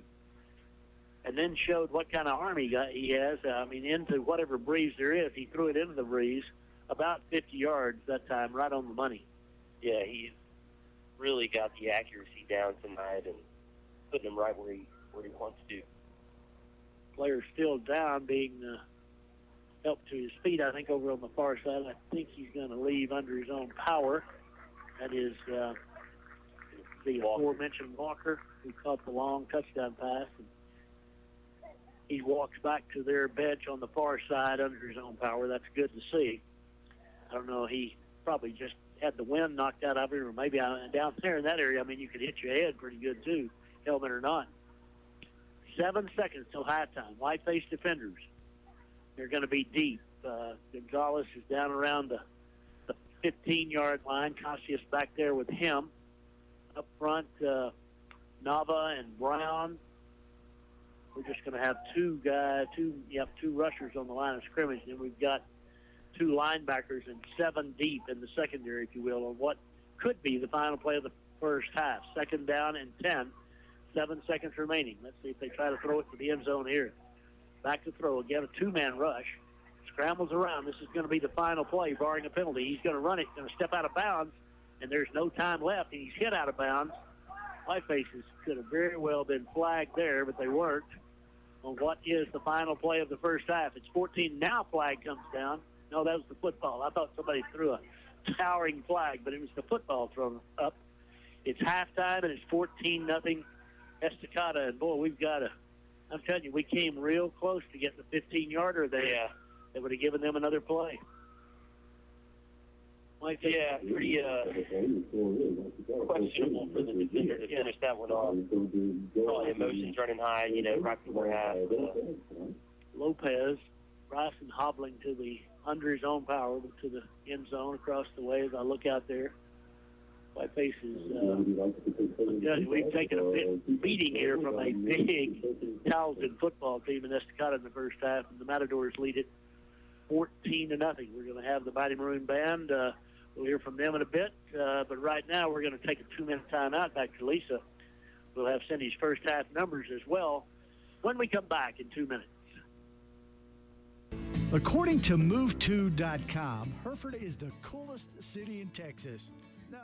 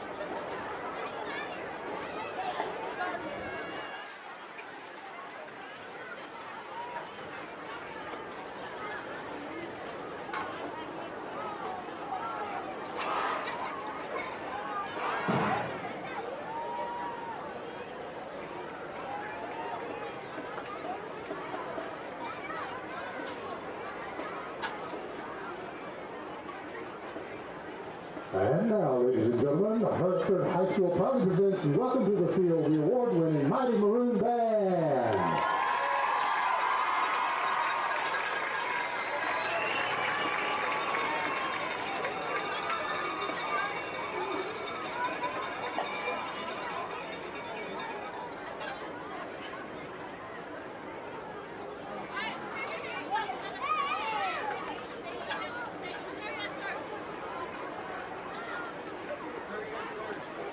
The band is under the field direction of drum majors Daniel Batista, Tiara Ortega, Abby Van Aldratian.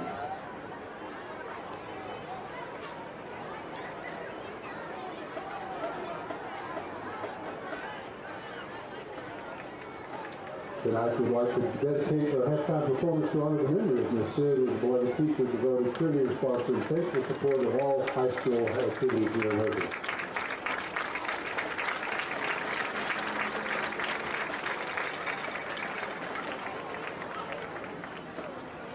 The band will perform the first and second movement of the 2021 contest show entitled Portraits of Russia, featuring music from Russian composers Dmitry Shostakovich, Igor Stravinsky, and Fyodor Shostakov. Arranged by Eric Rapp, soloists for the band are Daniel Batista and Helena Rivera on clarinet and Tara Ortega on flute. The band will conclude with a special performance of the school song.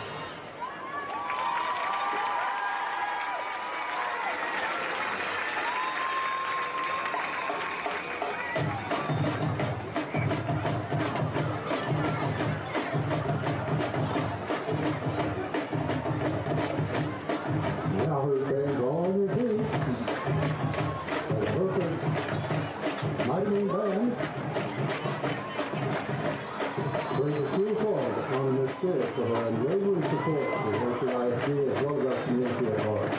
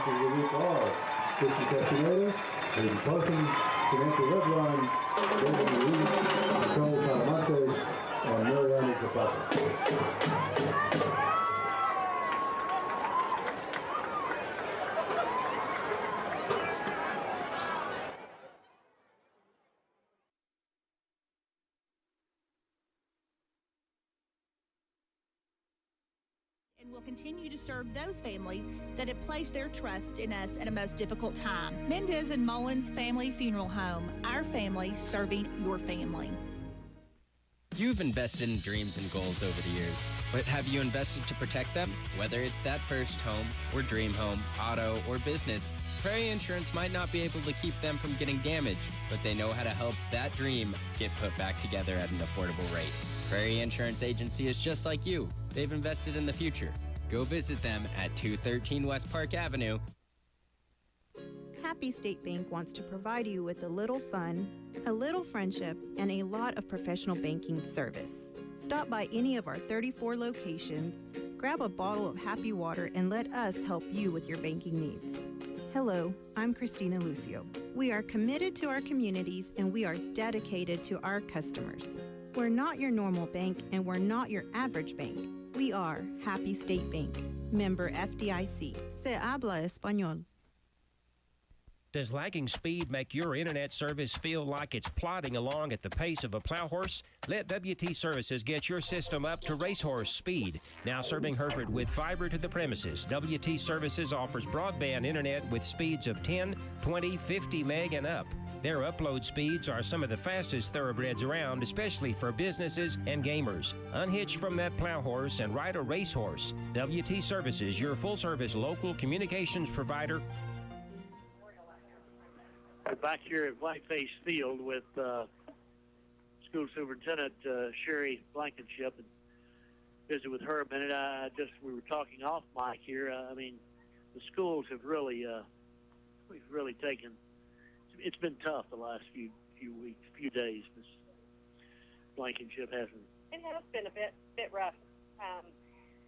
You know, we've taken some hits this week with some deaths in our family and our HISD family, and I say family because we think of our Hereford ISD staff and students as part of our family. And so we lost a young lady on Tuesday, and then Miss Sid obviously yesterday. And you know, just the legacy that Miss Sid leaves is such a blessing to the Hereford community. She's blessed this community in so many ways with, you know, the students that she's taught, and those go back, you know, Tom's generation. You know, it's not like she's just been teaching a few years, 49 years of service. This was her 49th year to start at Hereford ISD. All of her years have been in Hereford, and her goal was to make it to 50. That was her dream, and she talked to all of us about that, and just the memories, that she's left with the students and the faculty and people that she's touched. We've had people reach out from states, several states across, bordering us, and people that have gone on and done amazing things. But,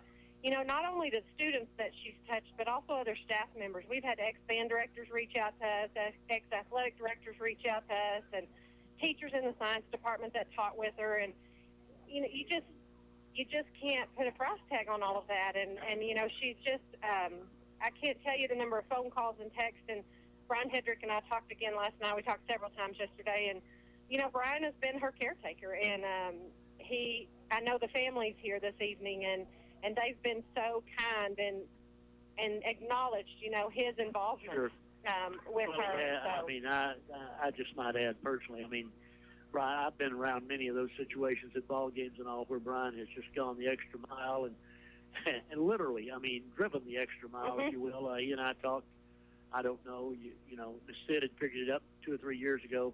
They had been some 75,000 miles together, and that figure has grown, obviously, since then. So, and we have, just on a personal note, some of mine she taught back in junior high at La Plata years ago. So, there's not probably hardly anybody in the stands here tonight who haven't been touched either as a student or as the parent of a student or as a friend or whatever it might be by Dorothy Sidlowski. And the tribute at halftime before the game, it couldn't have been any better. We couldn't have been done any better than it was. It's just been an amazing time to watch the kids and their response to this. They've just, the cheerleaders immediately wanted to start making signs and the tribute on the field, and Brian was instrumental in. We've got to set her chair out there, and then the girls came up with, we want to put flowers, and then the boys said, can we put roses in there as we come off the field, and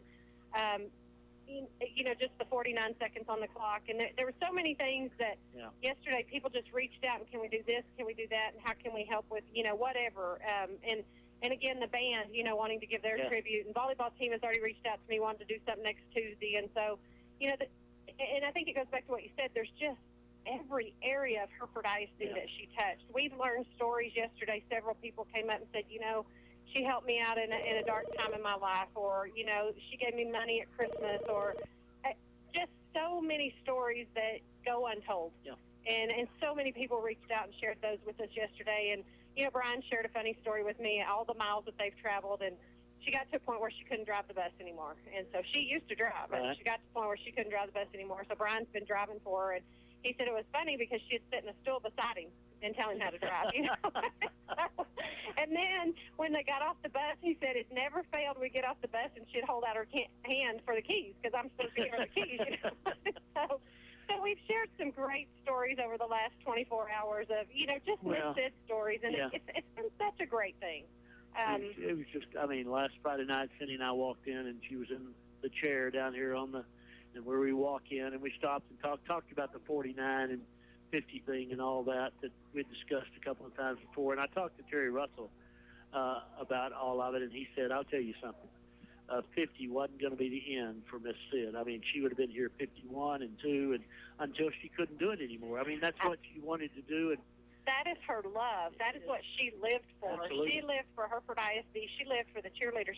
We figured out, best we can tell, we believe she was the cheerleader sponsor for 47 years. And we don't know that that's an exact number. That's been the best number we came up with. But, to everybody here, she's been the only cheerleader sponsor that Hereford ISD has known. And so... Yeah, I'll never sit in the gym again and not look across the way.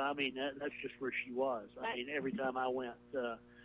generally, especially at home, I'm sitting on the opposite side of where she sat, and and we invariably, in passing mostly, like you do, but sincerely do say it's good to see you and smile. And one of mine today or yesterday, when I talked to him about it, he did not have her, but he said, Dad, I never walked down the hall that she didn't say something to me, smile at me.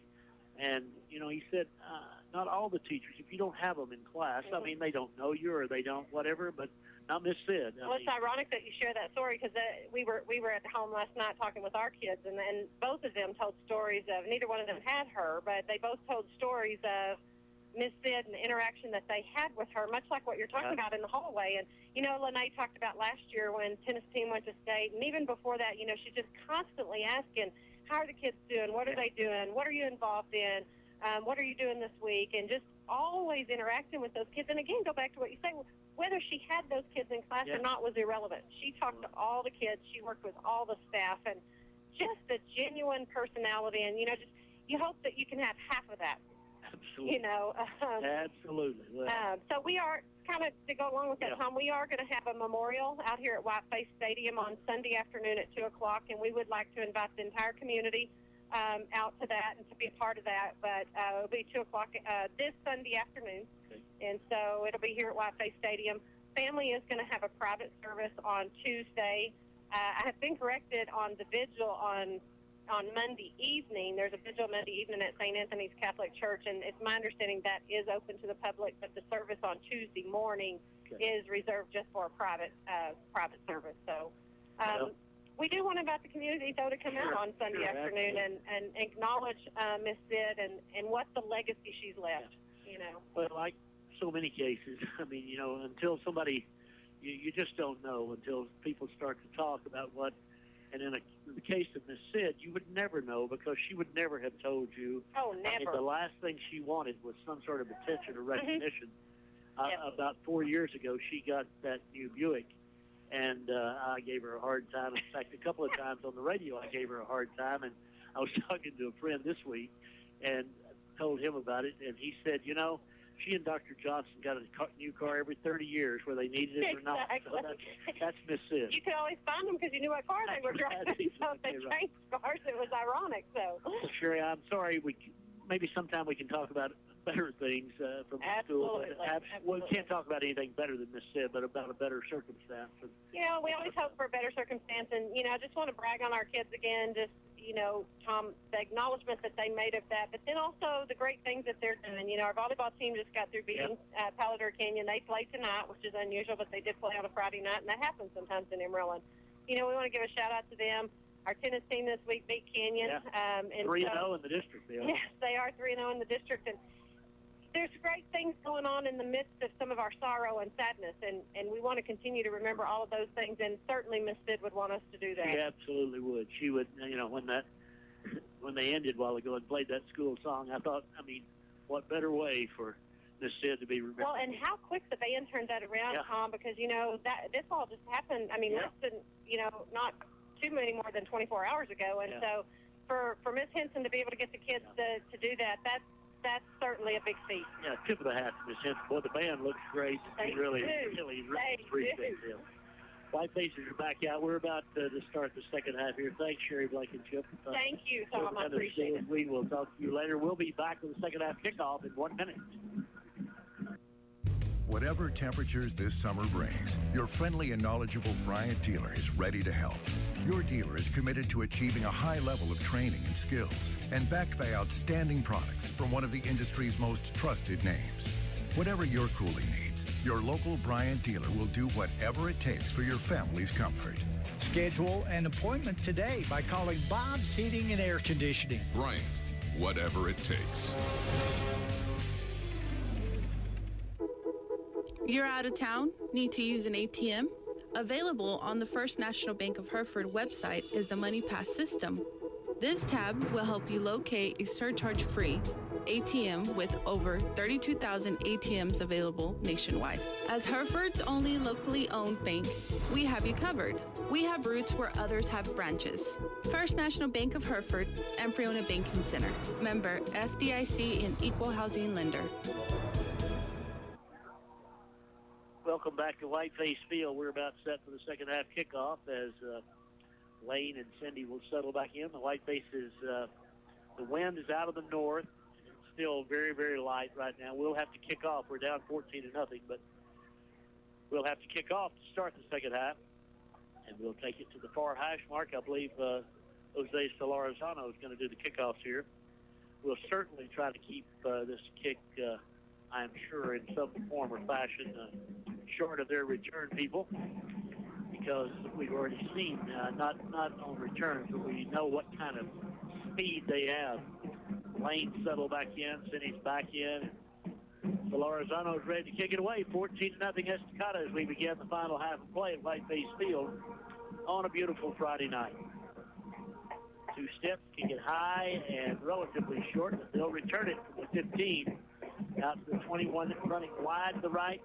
25, he cuts back, finds a little speed, right around the 29-yard line. Good coverage by the Whiteface. It'll be 1st and 10. That was the Whitefaces. I can't see. Looked like one of the men on that was Dominic Perales. Thank you, Lane. So it's 1st and 10 for, thank you, Cindy. Cindy, turn on the light. Golly, I thought I'd gone blind. 1st and 10 for the Matadors, leading 14-0. First possession of the second half. Hereford's defensive unit. Ramirez here on the near side. Casillas and Gonzalez in the secondary. Wood at the far corner. Duque and Penalber. Here's the give to Ross. Ross runs left side across the 35, 36-yard line. That was Jose Duque on the tackle, but the gain is 6 at 2nd down and 4. Yeah, Duque just able to trip him up enough to bring him down there. 2nd and 3, actually 7 on the carry. 2nd and 3 for the Matadors, again up 14-0 as we begin the second half. The Whitefaces have that linebacker out there now, Tapia, along with Solorzano. Up front, we've got Brown and Martinez and Altman. 2nd down, give it to Ross again. This time he bounces outside to the 40. Open field play. Nice, but he's short of the first down thanks to safety job by the Whitefaces to grab on and hang on. And the Whitefaces have another player down. My goodness gracious. This is Peyton Brown, the defensive end, who's right on the Whiteface bench, gripping his left leg. Peyton's just coming back tonight after an injury in week 1.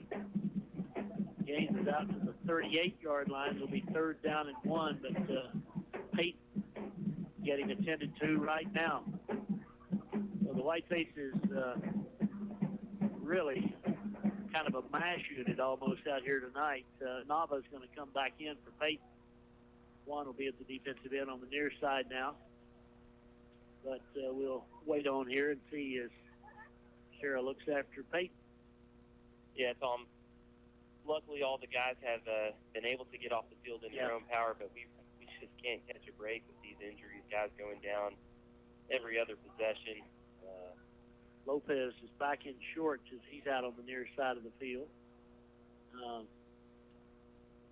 to look and see any other injuries that I don't think anybody else is not still in uniform. But we're going to be sore come tomorrow and the next day, that's for sure. 14-0, and Brown up to his left leg as he helped to the near side of the field, able to get off under his own power, but nonetheless, he's going to come over here to the bench and be looked after by Sarah Balks, the Whiteface trainer. 3rd and 1, Estacado, just underway. 10:59 left, third period. The Matadors lead 14-0. Wide side to the right from Sims. Ross, the running back.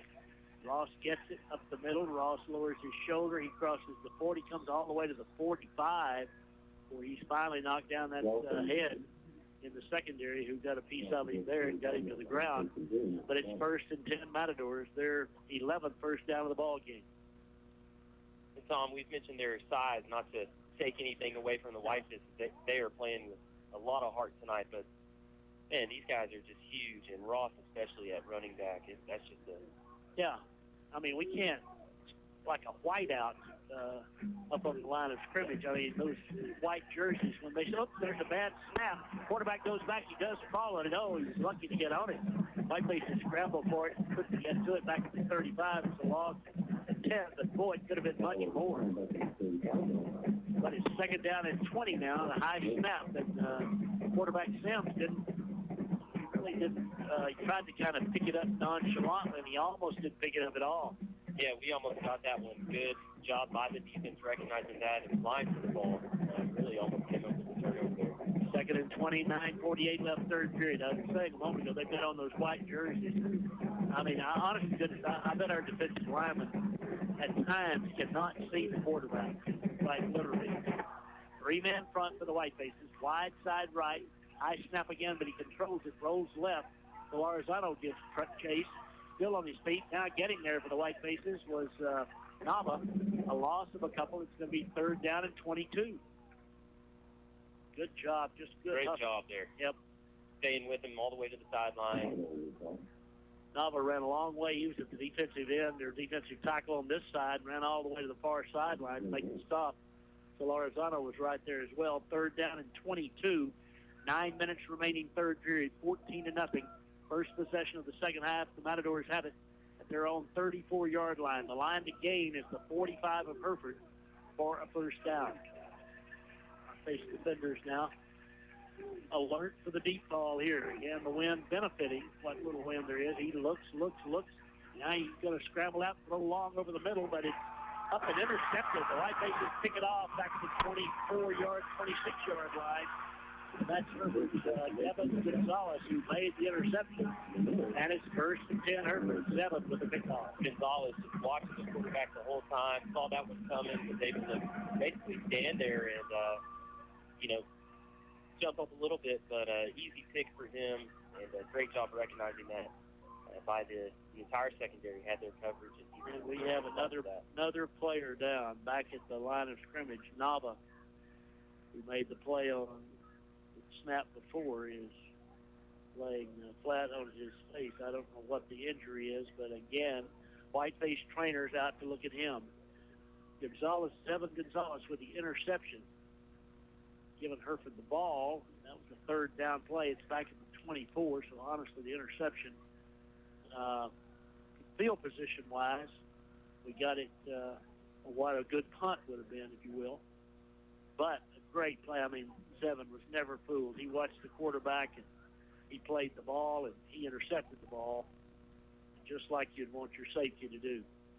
Nava's sitting up, but not up yet. And again, it looks like it's his leg, and I beg your pardon, he's not sitting up. He is laid back down. Yeah, and he was attended to in the first half also. He was.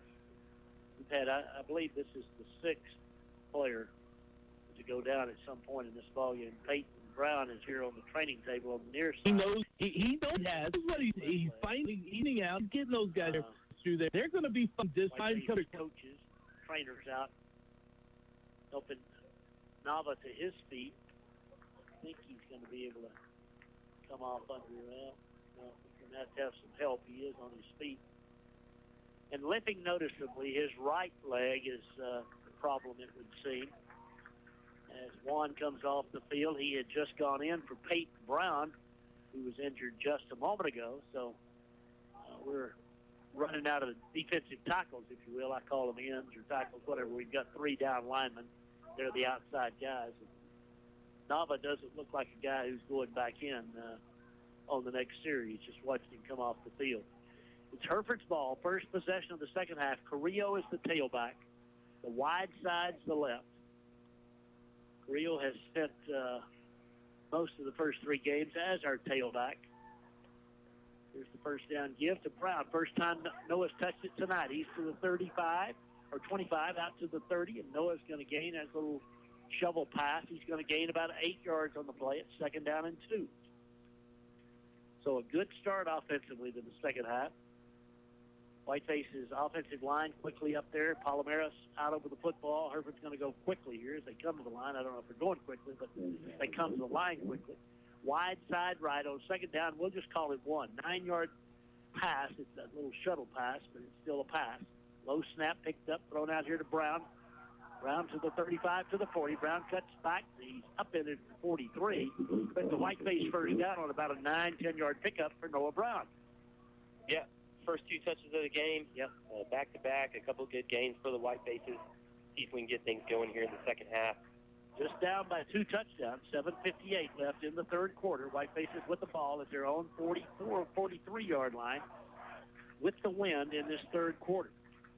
Again, the wind not much of a factor, but still it favors Hereford here in the period. Mendoza out here to the the short side on the right side of the field. First and 10 from the 43. Out of the shotgun. Long count. Garcia takes it. Here comes the blitz. He pick it up. He throws long for Mendoza. Way overthrown. It'll be second down and 10. Mendoza tried to run a little hook and go that time, and they weren't by. The defender was right with him. Just jammed up there. The defender, again, is, as I mentioned earlier, about the same size as Mendoza. And he's got his hands full, does Zach Johnson. But Zach is, like Mendoza, a tall, lanky athlete. 7:29 left third period, second down and 10 from the 43 on Hereford's end of the field. Garcia calls him down. Here's the give up the middle. That's Miguel Carrillo. He got about 3 out to the 47. We'll call it, then give him 4. Third down and 6. Miguel on the carry. Delosier out on the offensive line for the Whitefaces, along with Arias, Palomares, Sanchez, Martinez. Looking over to the bench on a big 3rd and 6 play. 7 minutes left, third quarter. Big third down here. It is. Wide side left. Garcia, the senior quarterback, sends a man in motion to the wide side. Here comes the blitz. We don't pick him up. Garcia's down. He loses the ball. The whistle sounded before he lost the ball, but I'm telling you, he didn't even have time to get back and set up.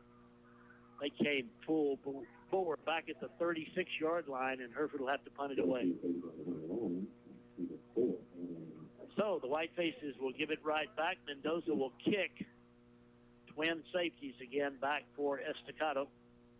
And that's Cray Stevenson, along with the aforementioned Zach Johnson. As Mendoza will punt from around the 25-yard line on 4th down and 17. Halfway through the third quarter, Hereford trailing 14-0.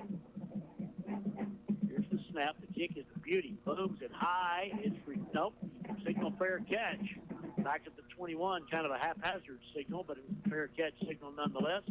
Great punt by Mendoza. They spot it at the 23-yard line. No return. Great punt by Braden. Really needed that there. Yeah. Have got to bring the D back out. Hope for another stop here. Well, the defense has been out there a long time tonight. Lots of snaps for the Matadors. They have the ball now. The Whitefaces have brought Keegan Dominguez in at defensive end here on the near side. Keegan, a junior. He joins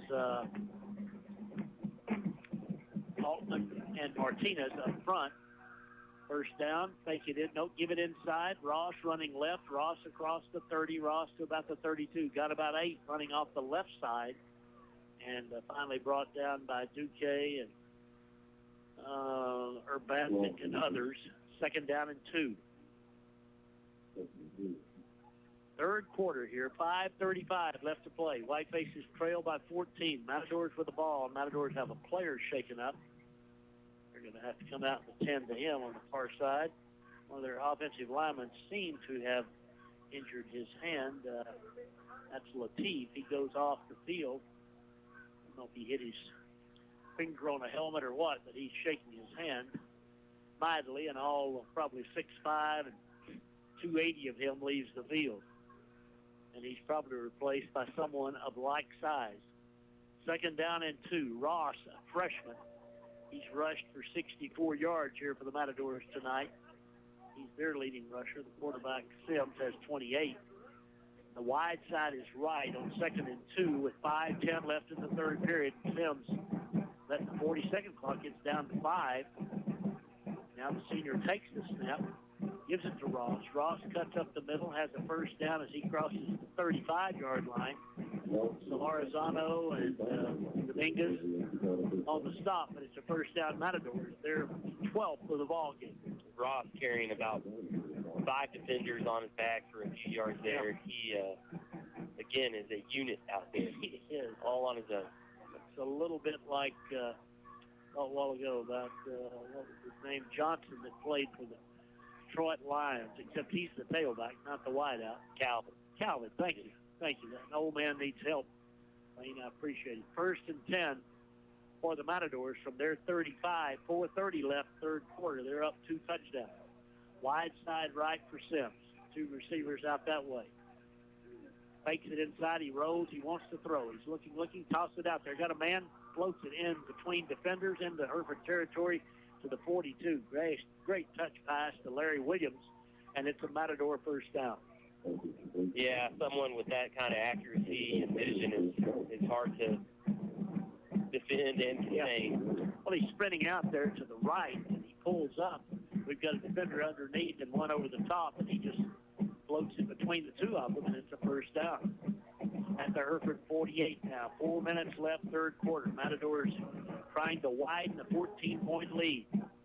They've got 2 receivers to the left. Next week, Hereford's on the road in Plainview. First down give. Oh, it's fumbled, and the Matadors again following their own fumble. Ross and Sims had trouble on the exchange, and Ross fell on the ball, a loss of 1. They're catching a lucky break on that one. Yep. Bobbled the handoff, and that's 2 of those that they've had where the ball has bounced their way, if you will. Whitefaces now bring John Paul Hernandez, a sophomore, in at linebacker.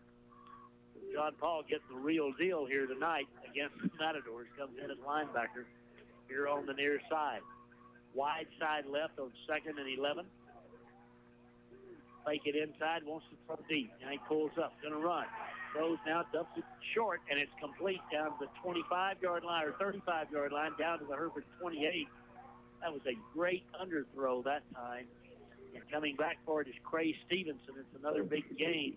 We were in great position, Lane. But, yeah, Stevenson got a little separation to catch the ball and then made a few men miss and, tacked on some of those extra yards. And that's one thing you really try to stop is yards after the catch and, get them down as soon as you can, especially when you're right there in the area. But from the Hereford, from the Hereford 28, 1st and 10 for the Matadors. Give it to Ross up the middle. He's got a big hole. He's to the 15. He's to the 10. Ross all the way down to the 6-yard line. 1st and goal for Estacado, 7-yard line. 1st and goal for the Matadors. Gonzalez among the tacklers for the Whitefaces, but the Matadors knocking at the door, up by 14. They're in the pistol formation on 1st and goal. Sims takes it. Gives it to Ross. Ross is hit, spins away from Solarzano. Finally brought down by Casillas and Martinez. And who's that on the near side here? One more tackler I want to call, Tapia. 2nd and goal from the 2. Again, the Whitefaces down here. The Matadors can simply just out-muscle us if they wish. 1:58 left in the period. From the 2-yard line, it's 2nd down. Shotgun formation. This time they changed. Put the tailback at shotgun, and into the end zone he goes. Touchdown, that was Larry Williams. With the touchdown, it's 20-0 with the point after upcoming. They ran the Wildcat with Williams going in. Williams playing both sides of the ball tonight. A really talented athlete for Estacado. He surely is, and that makes it 20-0 with the 1:47 left, third period. Try to make a 21-point lead. The strains of Sweet Caroline come out of the Whiteface band. Kicking down and up, it's far enough. It is good. 21-0 Matadors back in 1 minute.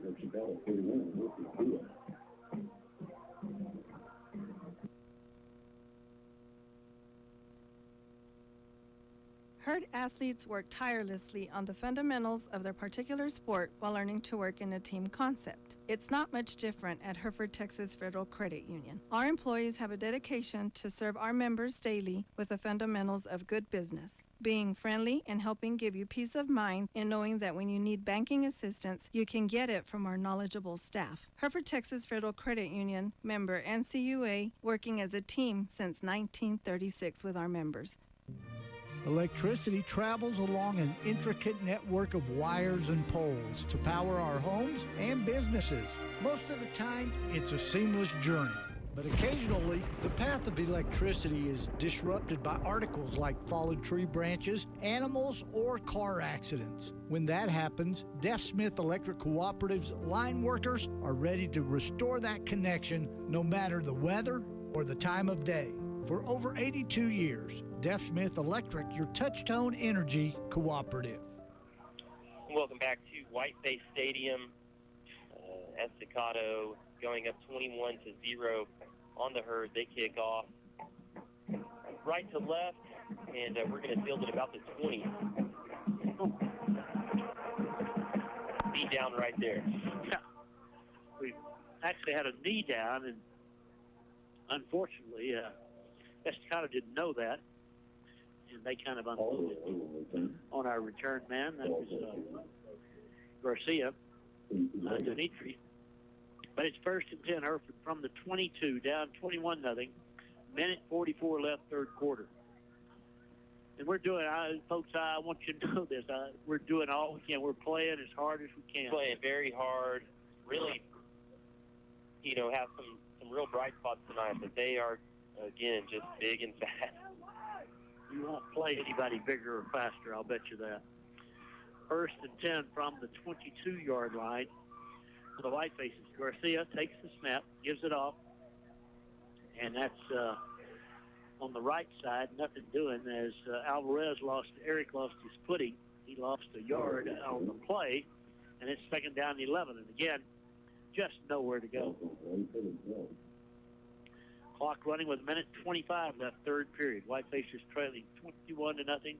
Third home game in a row. We'll be on the road next Friday night, then back home the following Friday night against Andrews in what will be homecoming for the Whitefaces. Out of the shotgun on 2nd and a dozen. Garcia wants to throw, and he does. And it's, off the fingertips that time of Mendoza. Running a slant on the far side. I don't know. It looked like he probably didn't see the ball clearly. Yeah, threw it on a rope. It was coming hot. 3rd and 12 with 1:05 left in the quarter. Whitefaces got to come up with a dozen yards or kick it back to the Matadors, who lead by 21 at the moment. Hereford with Hayden split out to the right side, Hayden Gonzalez. That's the short side of the field. Garcia on 3rd down. They've been blitzing, and we move, and it'll be 3rd down and 16. Whitefaces just kind of got the leaning, and so we lose 5 more yards. Have 3rd down and 16 now. Back inside the 20-yard line, the 15-yard line. They're going to bring Carrillo in for Alvarez at the running back spot. Miguel on the near side of the field out here with Mendoza. Got to come up with a big play here. Give it back to the Matadors, trailing 21-0. Matadors play such good man-to-man defense. Back to throw Garcia. Now here comes the rush. He steps up and throws long. He overthrows everyone. Again, he had no time to throw it. Now we got a little extracurricular activity. Flags are down. Let's see what's going on here. Referee threw the flag, and Estacado player and a Whiteface player, and there's still some pushing and shoving, and now Estacado wants to mix it up again. That was a 3rd down play and an incomplete pass, but a flag at the end of that play. And I don't know, honestly, we were skirmishing with Estacado, and the referee hasn't indicated yet what the call is. Coach Naran out on the field talking to the referee, wanting to know what the call is. I think it may be one of those both-side deals. I'm not sure. But we don't need personal foul against Estacado. Personal foul against Hereford, yep. So it is 4th down. We'll have to punt it away. Well, every once in a while, you just get frustrated. Right. That's what you do. I don't think either guy was, it just, you blocked on each other all night long. You get sick of each other. And sometimes things kind of, a fight breaks out. Not much of one, but a fight. Yeah, and luckily it wasn't, clearing the sidelines as it's starting to become. So able to break that up, and we'll move on. Mendoza will punt now on 4th down. It's a boomer that bounces across midfield, picked up on one hop back to 45 of the Matadors across midfield and back to the Hereford 44-yard line on the return by Larry Williams. There's a couple flags out. There are flags on the play, okay. Let's see. Ball is at the 46 of Hereford. 42 seconds left, third period. The ball was fielded back about the 45 on Matadors end of the field, and we've got a block in the back against Estacado. So that'll start 10 yards back up the field, further back down the field, however you want to say it. And that'll move it back, I think, to about the 35-yard line. Or you're going to penalize them from there, you're going to penalize them back to the 45-yard line, I'm sorry. Nope, now he picks it up. He's going to walk it out back to the 35-yard line. I was right the first time. I should have been more patient. Oh, it's a 15-yard. No, it's an 11-yard penalty is what it was. I don't know. It's back to the 29-yard line, whatever it was. 15, is that what it was, Sidney? I think he counted off 15. Okay, 15. Well, y'all are better with numbers than I am, so I appreciate the help. 1st and 10 Matadors, 42 seconds left, third period. They're up by 21. Whiteface defenders now players short. As back into the ball game comes the sophomore linebacker, John Paul Hernandez. First down, he's going to throw the home run ball again. Throws it over the middle, and it is complete. What a catch at the 40 of Hereford, down to the 35. Finally drugged down by Hudson Wood at the 30-yard line. But what a reception by Boyd. Golly, wow. I mean, again, I know Lane and I talked about this, but he's got to be 6'3". Yeah, he's got to be 6'3". Kind of playing out of the tight end position. I mean, the likeness of Rob Gronkowski out there. We were in good position, and then to get him down after he made the great catch. Yeah, great stop, finishing the play by Hudson there. 10 seconds left in the third period. 1st and 10 from the Hereford 30. They give it to the tailback. He runs right. He's got 5. He's got 10. Another first down. Down inside the 20-yard line. Tackle made on the far side. Again, that's Hudson Wood and friends there. That's the end of the third quarter. Hereford's down 21-0. We're back in 1 minute. When you're shopping for your next Chevy, GMC, or Buick, make sure you come and visit Stevens 5-Star. Here's what David wrote about his experience. It was very pleasant and hassle-free. Mr. Ramirez was very helpful, and I'll be back. Thanks, David, and we look forward to seeing you again. Visit Stevens5star.com or come in and experience exceptional pricing, value, and service firsthand. You get 5-star treatment every day. Stevens 5-Star Car and Truck Center. Diversity reigns at Hereford High School, and we respect the individuality of every student. Our primary goal as caretakers of youth is to instill a sense of academic and civic responsibility in each young mind that passes through these halls, inspiring a lifetime of future success. Hereford High School, the best choice in public education. 1,100 students strong, highly qualified staff, state and national award-winning programs. Follow us at HHS Pride on Instagram. Hereford ISD, committed to children, dedicated to excellence. All right, we return to Whiteface Field for the final quarter. The Matadors up 21. They have the ball at the Hereford 19, 1st and 10. Whiteface defenders go back out. They have had lots of playing time tonight on the defensive side. Now we've got Solorzano and Hernandez, John Ball as the linebackers. Wood on the far side, along with Head. Ramirez on the near side. Casillas at the safety. First down play, first from the 19. Matadors give it again to tailback, up the middle. He's got 5. He's hit by Casillas. He carries the crew down to the 11-yard line. It'll be 2nd down and 1. 2nd down 2. Just a lot of beef up front and a lot of beef in the backfield for the Matadors. Whitefaces fight for all they're worth. Altman here on the near side. Whitefaces in the nose tackle now. Martinez, I'm sorry. Yeah. Martinez at the nose tackle, actually the defensive end, I think, the way they've got them lined up. second down and 2 play out of the pistol formation now. Give it to Ross. Ross runs left side. He runs over a would-be tackler. The freshman is down to the 5-yard line. It is first and goal from the 5. Whitefaces Solorzano and Head on the tackle. First and goal for the Matadors. 11 minutes left on the night. Whitefaces 2-1 coming into play here tonight. The Matadors 1-2, but the Matadors have dominated this ballgame. They've got 19 first downs. They've been able to run it, 116 yards for Ross rushing the football and throw it. As Sims has done a great job back at the quarterback slot. Sims fakes, goes to throw, and it is incomplete. Good coverage there in the end zone of the Whitefaces. That's Hudson Wood, and it's second goal. Another great play by Wood there. Tom, regardless of the outcome tonight, all you can ask is they play their hearts out, and, man, they've left it all on the field for sure. Absolutely. I would agree wholeheartedly. Whitefaces are down 21-0, 10:39 to play. Matadors with a second and goal from the 6-yard line. We talked off mic again a moment ago. Boyd, number 9, the tight end, he's just a beast out there, among beasts. Here's the slant pass. It's too low. Did he catch it or not? Oh, the official said he caught it. Wow. I thought that ball was on the ground, but the catch was made by Walker. His second TD of the night, the 6-yard pass.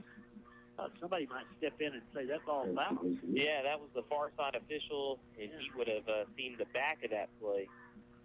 None of these near guys gave the signal, but they're going to let that one stand, and it's going to be 28-0 contingent on the extra point here. Sims to Walker for the second time tonight, and the third touchdown pass for Sims. 10:32 to play, 27-0 with the point after upcoming. Kick is down and up. It's far enough. It is no good this time. Missed it wide. And so it's 27-0 Matadors. We're back with their kickoff in 1 minute. First Financial Bank knows how important a person's vehicle can be. My SUV is perfect for taking clients to properties and me to the golf course. My pickup hauls work supplies all week and the family on weekends. My hybrid helps the environment and my fuel bill. If you're ready for a new vehicle, talk to First Financial. We offer loans at competitive rates with fast local approval. My 4x4 works hard, but plays even harder. First Financial Bank. You first. Member FDIC. The "what is mom waiting for" deal is when she was just handed McDonald's at the drive-thru. Thank you. And still has the food. And still has the food. And still... Mom! And now everyone can start. Enjoy a 40-piece Chicken McNuggets bundle with 2 large orders of fries. Price and participation may vary. Ba-da-ba-ba-ba. McDonald's. I'm loving Welcome it. back to Whiteface Field. 10:32 left in the fourth. Whiteface is trailing the Matadors by 27 here tonight. Estacado just able to get their running and passing game going all night. We will look to receive this kickoff. They'll have the wind on this one. Eric Alvarez and one more deep guy back here for the Hereford. Kick is high and deep over to the far side. It's going to go out of bounds after we touch it at about the 11th. About the Hereford 11, so that's where the offense would take over.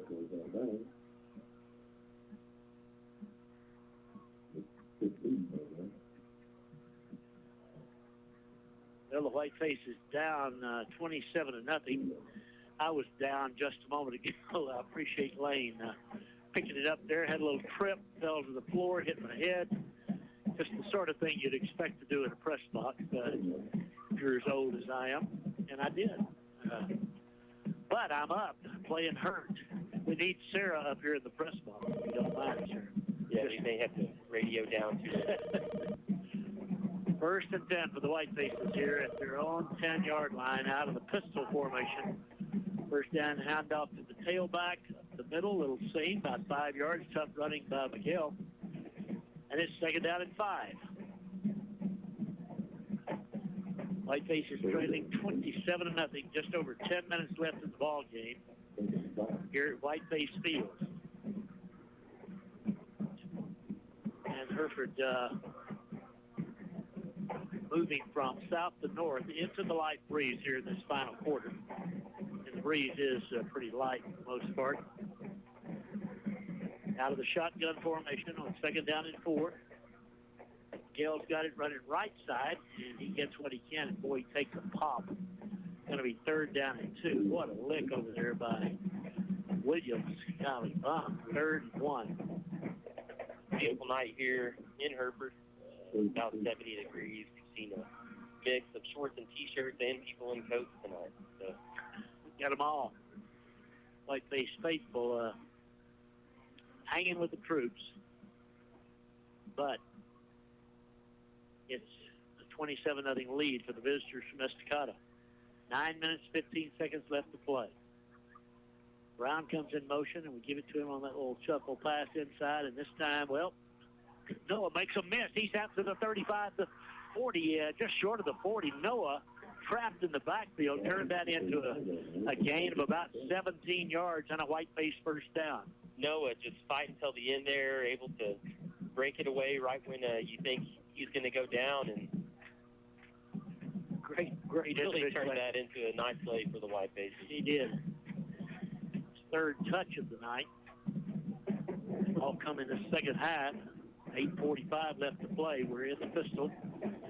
Give it to Miguel. He runs off the right side, and there's just nothing there. 2nd down and 10 as the Matadors shore up that side. There's no place to go. The tackle made actually by Hernandez. Clock running, 8:25 to play, 27-0 Estacado. Hereford with the ball at their own 36-yard line. Mendoza going to split out to the right side. Whitefaces have Acosta in there at the blocking H-back position. Wide side left, long count. Give it inside to Miguel again. They just grab on to him. Miguel fights for all his worth. They drive it, pile forward. He gets 6 yards where there was none. It'll be 3rd down and 4. Great job by Palomares and friends up front. Palomares and also on the offensive line, Eddie Ramirez. 3rd down and 4. 7:33 to play. Hereford at their own 42-yard line, trailing 27-0. Mendoza split out to the left side. Brown's on the right side. That's the short side of the field. They're in the pistol formation. Garcia at the quarterback slot. Whitefaces move. It's 3rd down and 9. Golly bum. They shifted the line, which they can do, which the defense can do. And when they did, we just kind of made a little move and got the flag. Haven't had many flags, but they're all very hurtful. Yeah. Very hurtful. So the Whitefaces now face a 3rd and 9. The clock is running with 7 minutes left in the ball game. Hereford will go on the road to Plainview next Friday night. I think it's homecoming for the Bulldogs. And we'll hear that famous "Oh Christmas Tree" school song. 3rd down, roll left. Looking to throw. Throws long. Got a man out there, but it's overthrown. Tried to get it to Mendoza. He had Brown about the 50. Mendoza about the 40 on the other end of the field. He really didn't have anywhere to go with it. He just threw it, hoping that Mendoza could catch up to it, but he couldn't. And we've got to punt it away. Yeah, Braden will again get the punt into the wind. Get the punt into the wind and get some practice in on this. Whitefaces kick it away. Again, twin safeties. 6:41 left. Twin safeties for Estacado. Mendoza will kick it from about the 25-yard line on his end of the field. Here's the snap. Kicks away. It's high, but it hangs in the breeze. And it's going to go out of bounds somewhere, I don't know, up near midfield, I'd say. 47-yard line of Estacado is where they spot it. 1st and 10 Matadors. And that comes with 6:28 left in the ball game. Hereford has just not been able to match the size and speed, but mostly the size, honestly. The speed, obviously, is ever present. Where the speed has hurt us here tonight, I think, Lane, is, we can't get free of them in the secondary. If we want to throw the ball, we're having a hard time throwing it, but if we do, we're pretty well covered most of the time as well. Yeah, it's been on the defensive side, speed-wise, that has hurt us the most, but they're, as you said all night, they're running back and receivers.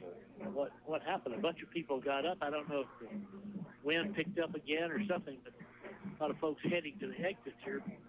There's the carry, first down. It's a gain of about 9, maybe 10 to the Matadors. They're back into Hereford territory.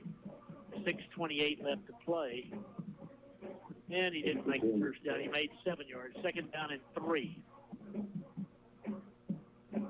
Football Friday night. Whitefaces are about to be 2-2, going to Plainview next week.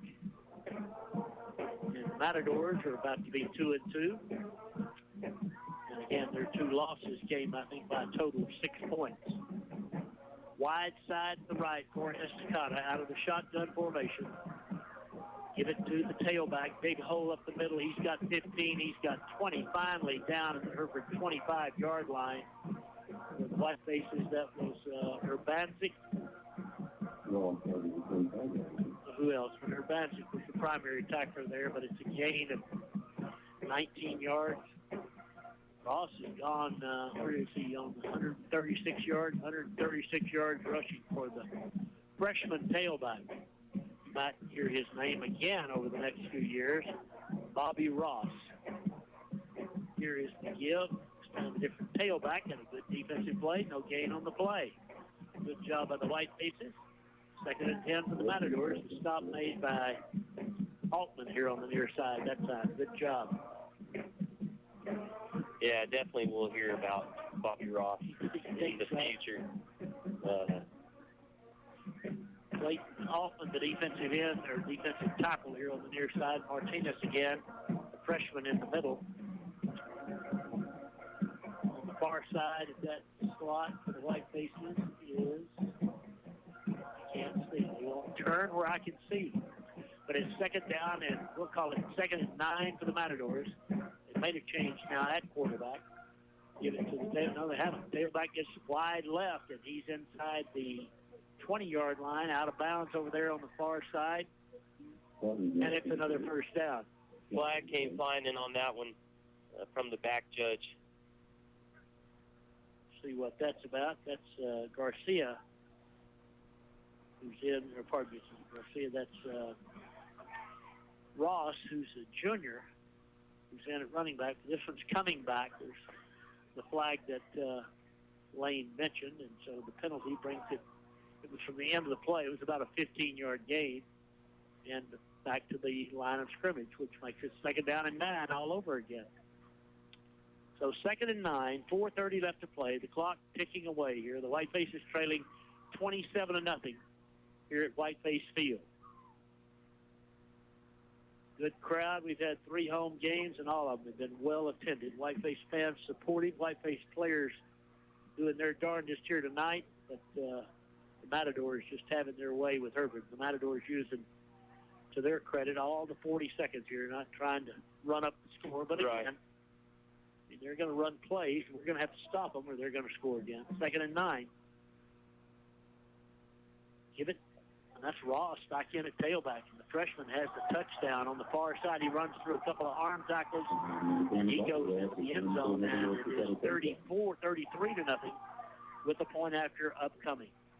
Yeah, it's on. And like you said, they're not trying to run it up by any means, but you also got to remember he's a freshman. They want to get him some reps, and he just bounced that outside, and man.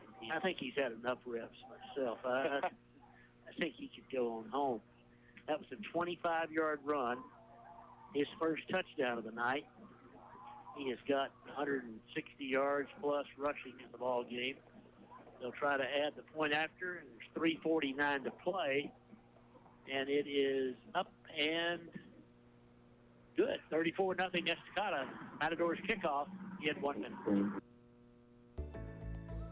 In an emergency, critical healthcare issues can't wait. Neither can minor illnesses, regular healthcare appointments, nor checkups. The team at Hereford Regional Medical Center wants you to know that regular healthcare needs can be addressed in our facility, where we've taken steps and precautions to keep you safe against COVID-19. Call our clinic at 806-364-7512 or visit our website at dschd.org. For generations, First Bank Southwest has been there to help the working hands that have shaped this great land. Chances are we helped your father, his father, and even his father. We understand for some a handshake is a stronger bond than a piece of paper. And even though times can be tough, folks around here are tougher. And that's why we're as proud of our Panhandle roots as you are. First Bank Southwest, moving your generation in the right direction. Member FDIC, Equal Housing Lender. All righty, back at Whiteface Field, 3:49 left in the ball game. It's 34-0 Matadors as they get ready to kick into the Whitefaces. And the Whitefaces last week against Hershey, and here again tonight. I mean, size is a hard thing to have. Kickoff down at the 10-yard line, back to the 15-20, running to the left. Out to the 25, that's Noah Brown. Noah to the 30, still on his feet, 35-40. Noah cuts back to the 45. He's up to the 48. Great run back again by Brown. Boy, every time he touches the ball, it is exciting. I'm telling you, every single time. Yeah, he's an electric player out there. Lots of flags coming in. Yep. Back here about the 35. Let him play, someone says. That's good advice. I mean, 3:36 left. Noah made a good run. I mean, obviously, a 34-0 score with 3 minutes, 36 seconds. The game has long since been decided. But the officials are having a powwow. The 5 of them are gathered at the 32-yard line. Yeah, some extracurricular going on out there. A little pushing and shoving. We'll see what they call here, but always a danger, too, as a congregation of officials like that. You can come up with some weird things. So let's see what we got. They're having a hard time sorting this out. I'm guessing, Lane, there may be multiple players here who are going to get to maybe toss. Yep, could. I don't know what all went on, but let's see. The referee, he's picking up his flag. The umpire's picking up his flag. The umpire looks like me trying to get up out of the floor a minute ago. Referee's walking over here to midfield. Now the linesman's coming to pick up the ball to go somewhere with it. Holding against Hereford. Personal foul against Estacado. So, I think we'll enter an ejection, Cindy said, okay. We'll see what 28 left to play. I must say again, I've mentioned this, I think, in previous game, but the down marker now that it's lighted is just one of the great miracles of mankind. The number 3 is just brightly lit up over there, and I can tell what down it is, so it's really cool. What will they think of next? Wide side left, 3rd down and 6. Carlos rolls left. He needs a block on the corner. He's in trouble. He gets away momentarily, but only momentarily. He'll lose back to the 50. It is 4th down now and 7. Let's see if Coach Naran punts it away or, yep, here comes, no, Mendoza starts in, and he comes back off. So the Whitefaces will go for it on 4th down and 7. Clock running with 2 minutes left to play in the ball game. 34-0. The lead belongs to the visitors from Lubbock. The Matadors have played well on both sides of the ball here tonight. We're going to go for it here. Duran at the quarterback slot from midfield on 4th down and 7. See if they bring the blitz. Creeping up. Yep, they bring 2 more, and Duran's in trouble, real trouble. He's going to lose back to the 41-yard line. Another 9-yard loss, and with 1:27 left, the clock's running, so the clock may run off now down to 1:23. They stopped it. Come on, George. Almost went past him there. Yeah, come on, George. You could have done better than that. I would assume here that the Matadors will fall on the ball, but I'm just assuming that. I don't know that. Whitefaces have Head and Ramirez in the ball game in the secondary. Back there, too, is DJ Ramirez. On the far side, or the near side here, you can't see who's in the corner. Up front, Whitefaces, three-man front, couple of rovers. John Paul Hernandez, sophomores in at linebacker here on the far side. 1st and 10 Matadors. They're in the victory formation with 1:23 left. They should have to snap it 2 more times. They snap it, take a knee. It'll be 2nd down, and the clock is running. They'll have to snap it again at about the, 35-second mark. 2nd down and 15. Well, Lane, it's been a tough night for the Whitefaces. That's all there is to it. Tough night for sure. Really, I'll say again, they left it all out there today. Yep. Lots of injuries. These guys are going to be sore for the next week. So am I. 2nd and 15. They'll snap this here at about the 42nd mark, inside 40, so they won't have to snap it after this play. They put quarterback back in there, Sims. He takes the snap, and that will do it as the clock winds down here. Faithful from Lubbock, who made the trek up tonight, have enjoyed this. Whiteface fans have rooted on the guys in maroon and white, but too much blue and white. And Estacado's going to leave the field. There's not going to be any midfield handshakes here. I'll be darned. Yeah, that may be been a coach's decision with kind of some of the... Yep, we don't see that very often, though, honestly. Coach Naran and Coach Cluley out at midfield, shaking hands. Whiteface players here. Wounded though they may be, Nava, look at him now. He's on crutches. He goes out. Brown is limping. Arias is limping. Yeah, Aiden's got his ankle pretty well wrapped up. It's 34-0. The Matadors win. The Whitefaces will come over and play the school song and go in the locker room and kind of start to regroup, try to get physically well before next Friday night when we go to Plainview. That'll be a chore. Let's take a break here for 60 seconds. We'll be back at Whiteface Field in 1 minute. Start here. AC. Go anywhere. Amarillo College is the place to prepare. AC. After serving my country in the military and a bout with colon cancer, I got a new start right here at Amarillo College. Great programs, great faculty. Start here, go anywhere. Trust your future to a college that cares. Start here. AC. Go anywhere. Oh, there's nothing like the sound of a new baby calf or the smell of fresh rain on a cotton crop. My friends at Capital Farm Credit share this excitement with agricultural and livestock producers. We want to be your lending partner. Whether you require operating funds for next year's crop or need to buy hay for your cattle, we have a loan that's right for you. Let us finance your operation. CapitalFarmCredit.com.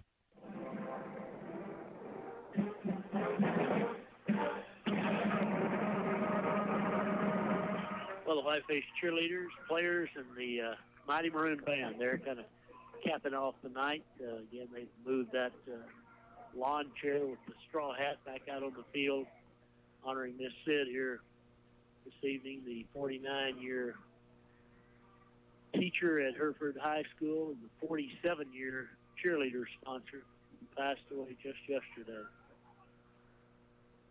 So, Lane, Cindy's getting the numbers here. Your thoughts?